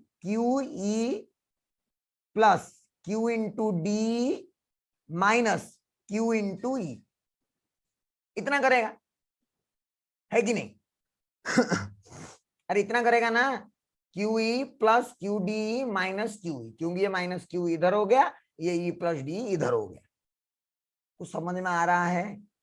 तो ये क्यू ई क्या हो गया, कैंसल। तो ये नेट फोर्स का वैल्यू कितना लगेगा, नेट फोर्स लगेगा Q into D, Q into D. एक काम कर, इसको dx से डिवाइड कर और इसको dx से मल्टीप्लाई कर, तो ये क्या बन जाएगा, q इंटू डी एक्स बन जाएगा, और इधर क्या बन जाएगा, d बाई डी एक्स, ठीक है। और ये आ गया नेट फोर्स का वैल्यू। तो देयरफॉर नेट फोर्स का जो वैल्यू आएगा, ये देख q इंटू डी एक्स, ये क्या हो जाएगा p, और ये d by D x. This is the general formula for force experienced by a dipole placed in a non uniform electric field. और जो इलेक्ट्रिक फील्ड एक्स के साथ वेरी कर रहा होगा, तो तुम्हें पता चल जाएगा कि डी बाई डी एक्स का वैल्यू कितना है, और डाइपोल मोमेंट कितना होता है, p। तो नेट फोर्स का जो भी डायरेक्शन आएगा, इसको मैग्नीट्यूड में लिख दो, और डायरेक्शन तुम खुद डिसाइड कर सकते हो, इसको ऐसे मैग्नीट्यूड कर दो बस। एक एग्जांपल करके बताता हूं, तुम्हें थोड़ा सा शायद फील आएगा, ठीक है। एक एग्जांपल देखो ना, सपोज मैंने यहाँ पे एक चार्ज रख दिया कैपिटल Q, और यहाँ पे एक डाइपोल रख दिया इस तरह से P, ठीक है, और इनके बीच में ये डिस्टेंस हो गया x डिस्टेंस में रख दिया। तो बताओ force experienced by the dipole, force experienced bye dipole. मैंने देखा कि डाइपोल के पास जो इसके वजह से ड्यू टू Q, जो Q इलेक्ट्रिक फील्ड प्रोड्यूस कर रहा होगा, ड्यू टू Q जो इलेक्ट्रिक फील्ड प्रोड्यूस हो रहा होगा, कितना प्रोड्यूस हो रहा होगा ना, के क्यू बाई एक्स स्क्वायर, इतना प्रोड्यूस हो रहा होगा इलेक्ट्रिक फील्ड। तो देयरफॉर फोर्स जो लगता है, वो फोर्स क्या लगता है ना, P into D by D x. क्यों, क्योंकि ये इलेक्ट्रिक फील्ड जो है, ये वेरिएबल इलेक्ट्रिक फील्ड है, दिख रहा है कि नहीं, एक्स के साथ चेंज हो रहा है, वेरिएबल है। तो ये करेंगे तो ये इसका वैल्यू इतना हुआ, तो डी बाई डी एक्स का वैल्यू कितना होगा, तुम्हें पता है, के क्यू तो बाहर, 1 बाई एक्स स्क्वायर का derivative, x to the power -2 into x minus 1 by x cube आ जाएगा, आएगा ना, -1 बाई एक्स क्यूब माइनस के क्यू बाई एक्स क्यूब आ जाएगा। और P है तो फॉर्मूला कितना आ जाएगा, माइनस, देख P इंटू माइनस के क्यू बाई एक्स क्यूब, ये एक्स क्यूब क्या लिख रहा हूं मैं, एक्स क्यूब होता है, तो एक्स क्यूब, तो formula minus K P Q by x cube, minus से हमें कोई लेना देना नहीं है, therefore magnitude of the force is equals to K P Q by x cube. Answer -2 आएगा यहाँ पे, ये भी -2 आएगा, मैं डेरिवेटिव गलत किया था, ये आएगा आंसर। सिंपल सी बात है ना, जिसके वजह से भी पता है ना वो कर दो यार, कोई बड़ी बात नहीं। देखो मैं नेक्स्ट बताता हूँ। और एक देख, मान लो कि इन्फानाइट रॉड दे दिया, क्या दे दिया, इन्फानाइट रॉड, ऐसे एक इन्फानाइट रॉड है, ये इन्फानाइट रॉड है, और यहां पे डाइपोल रख दो, यहां पे एक डाइपोल रख दो, यहां पे डाइपोल को ऐसे रख दो, ये डाइपोल है, this is the dipole P vector. तो बताओ इसके ऊपर फोर्स कितना होगा, अगर ये डिस्टेंस x दिया है, ये डिस्टेंस कितना दिया है, x डिस्टेंस पर, सॉरी x डिस्टेंस पर, ये यहां पे डाइपोल रखा हुआ जो सेंटर से, x डिस्टेंस सेंटर से कितना होगा डिस्टेंस बताओ, ये x डिस्टेंस कितना होगा ना, यहाँ पे जो इलेक्ट्रिक फील्ड प्रोड्यूस होता है कितना होता है, 2k लैम्ब्डा बाई x, इतना प्रोड्यूस होता है इन्फानाइट रॉड की वजह से, इन्फानाइट रॉड की वजह से इलेक्ट्रिक फील्ड इतना प्रोड्यूस होता है। तो this implies D by D x का वैल्यू तुम लोग निकाल सकते हो, कितना आएगा, 1 बाई एक्स, 1 बाई एक्स का डेरिवेटिव क्या होता है, ln x, तो 2k लैम्ब्डा ln x हो जाएगा D by D x. So therefore force on the dipole कितना आ जाएगा, force on the dipole dipole के ऊपर फोर्स का वैल्यू डायरेक्टली कितना आ जाएगा, F equals to P into 2K lambda ln x। Direct अगर फॉर्मूला याद है तो मतलब पूरा दिल खुश हो जाएगा, बात इस तरह से आंसर डायरेक्ट आएगा। क्या सेम काम तुम कर सकते हो अगर रिंग के लिए बोले एग्जाम्पल, और एक मान लो कि बोल दिया यहाँ पे एक रिंग है इस तरह से, चार्ज Q, रेडियस R, यहाँ के एक्सिस क्या x दूर पे लेके एक डाइपोल को रख दिया गया, यहाँ पे डाइपोल को रख दिया गया है यहाँ पर, this is the dipole P placed here. तो बताओ फोर्स कितना लगेगा। तो क्या रिंग के वजह से इलेक्ट्रिक फील्ड लिखोगे, ये तुम्हारे लिए होमवर्क है, इसको सॉल्व करना बैठ के, इसको सॉल्व करना आराम से। अच्छा एक बात बताओ, सबका सब और एक आंसर देंगे। मान लो मेरे पास एक इन्फानाइट प्लेट है, क्या है, एक इन्फानाइट प्लेट है ना, ऐसे दिस इज इन्फानाइट प्लेट, और यहां पे एक डाइपोल रख दिया गया ऐसे P। तो बताओ इसके ऊपर फोर्स कितना लगेगा, force on the dipole, force on the dipole कितना लगेगा, सब लोग बताएंगे चार्ट में, फोर्स ऑन द डाइपोल कितना लगेगा इस केस में। हाँ, अगर इन्फानाइट प्लेट रख दिया तो डाइपोल के ऊपर फोर्स कितना लगेगा, आंसर बताओ फटाफट, क्या कैलकुलेट कर रहे हो साले, याद नहीं रखते, कुछ घूमने आ जाते हो तुम लोग। इन्फानाइट प्लेट की वजह से इलेक्ट्रिक फील्ड जो प्रोड्यूस होता है कितना प्रोड्यूस होता है, सिग्मा बाई 2 एप्सिलॉन नॉट। वो एक्स के साथ वेरी करता है क्या, चेंज नहीं होता है। तो यहाँ पे इलेक्ट्रिक फील्ड जो भी प्रोड्यूस होगा वो तो कांस्टेंट प्रोड्यूस होगा ना रे, और इलेक्ट्रिक फील्ड कांस्टेंट हो गया तो डी बाई डी एक्स का वैल्यू क्या हो गया, 0। तो फोर्स का वैल्यू भी क्या हो जाएगा, 0। क्या सोच रहे हो तुम लोग बैठ के आधा घंटा तक, अभी तक आंसर नहीं दिए हो, समझ में आ रहा है कि नहीं। तो इलेक्ट्रिक फील्ड कैसे वैरी करता है ना, अगर तुम्हें इलेक्ट्रिक फील्ड नहीं पता है तो कभी जिंदगी में नहीं कर पाओगे। अगर इलेक्ट्रिक फील्ड का वैल्यू पता होगा तो अभी तो जाके उसका डेरिवेटिव करके उसको पी के साथ मल्टीप्लाई करोगे, मूर्ख कहेंगे। समझ में आया सबको, हाँ।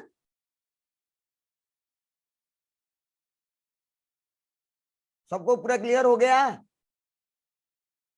कि अलग अलग सिचुएशन में हम लोग कैसे कैलकुलेट कर सकते हैं।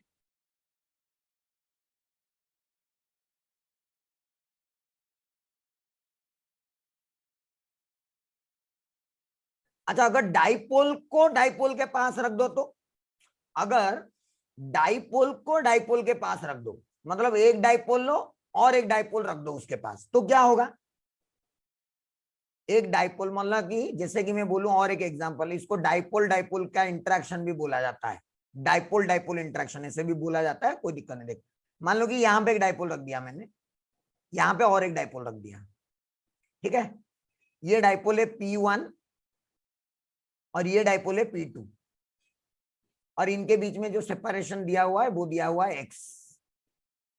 बताओ इनके बीच में force between the dipoles, force between the two dipoles, दो डाइपोल के बीच में फोर्स कितना होगा ना। ऑब्वियसली एक को कंसीडर करो और उसके वजह से इलेक्ट्रिक फील्ड लिखो, electric field due to P1, P1 की वजह से इलेक्ट्रिक फील्ड लिखो, कितना होता है, एक्सिस पे ऊपर है, एक्सिस के ऊपर एक्सियल पॉइंट हो गया, अगर एक्सियल पॉइंट हो गया तो फॉर्मूला कितना आएगा ना, 2K P1/x3, यह आएगा इलेक्ट्रिक फील्ड का वैल्यू। तो क्या यहां से d/dx निकाल सकता हूं, ये सर, -6K P1/x⁴। तो therefore force on P2, P2 के ऊपर फोर्स कितना आएगा ना, P2 इंटू d/dx, तो 6K P1 P2/x⁴, this is the value of the force or experience, this is force on P2 and this will also be equal to force on P1, equal to force on P1। P1 P2 के ऊपर जितना force लगाएगा P2 भी P1 के ऊपर उतना ही force लगाएगा, exactly. क्योंकि यही तो कूलम्स लॉ की खास बात थी कि the electrostatic force of attraction और repulsion follows Newton's third law, मतलब इसके ऊपर जितना उसके ऊपर। सब लोग बोलो पहले, क्या पूरा कहानी क्लियर हुआ कि नहीं हुआ, हाँ, पूरा कहानी क्लियर हुआ सबको कि डाइपोल डाइपोल के बीच में, डाइपोल के बारे में क्या क्या टोटल कहानी है वो तुम्हें पूरा क्लैरिटी से समझ में आना चाहिए।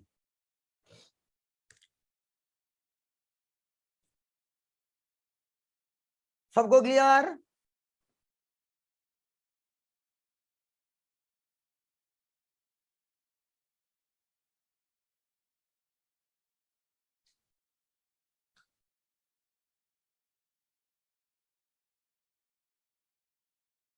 चलो, तो यहीं पे हमारा इलेक्ट्रोस्टैटिक 1 का समाप्ति घोषणा किया जाता है। चैप्टर 1 खत्म। चैप्टर 1 मतलब एनसीईआरटी के हिसाब से चैप्टर 1 नहीं, हमारे हिसाब से चैप्टर 1। इसके अंदर एनसीईआरटी के हिसाब से चैप्टर 1 के भी कॉन्सेप्ट्स हैं, चैप्टर 2 के भी कॉन्सेप्ट्स हैं इसके अंदर जो मैं पढ़ाया। नेक्स्ट हम लोग स्टार्ट करेंगे चैप्टर 2, जहां पे electric flux, Gauss law, conductors, ये सारी चीजें पढ़ाया जाएगा, जो कि हम लोग कल शुरुआत करने वाले हैं। तो चैप्टर 1 का खत्म हो गया हमारा इलेक्ट्रोस्टैटिक 1। और हाँ, ये चैप्टर थोड़ा सा कैलकुलेटिव है, मैकेनिक्स ज्यादा इन्वॉल्व है इसके अंदर, थोड़ा कैलकुलेशन ज्यादा है इस चैप्टर के अंदर। बट नेक्स्ट चैप्टर में तुम्हारा इतना ज्यादा कैलकुलेशन नहीं, वो सिर्फ कॉन्सेप्चुअल चैप्टर होगा, पूरा चैप्टर कॉन्सेप्चुअल। बट ये चैप्टर पूरा मैकेनिक्स, पूरा कैलकुलेशन और मैकेनिक्स के ऊपर ये चैप्टर था, समझ रहे हो? तो इसीलिए डिफरेंस है कि इसको पहले इसीलिए पढ़ा दिया जाता है ताकि ये सब पढ़ लो, तो तुम नेक्स्ट चैप्टर में तुम्हें मतलब 1% का भी प्रॉब्लम ना हो और आराम से तुम लोग कर सकते हो। क्लियर है पूरा है?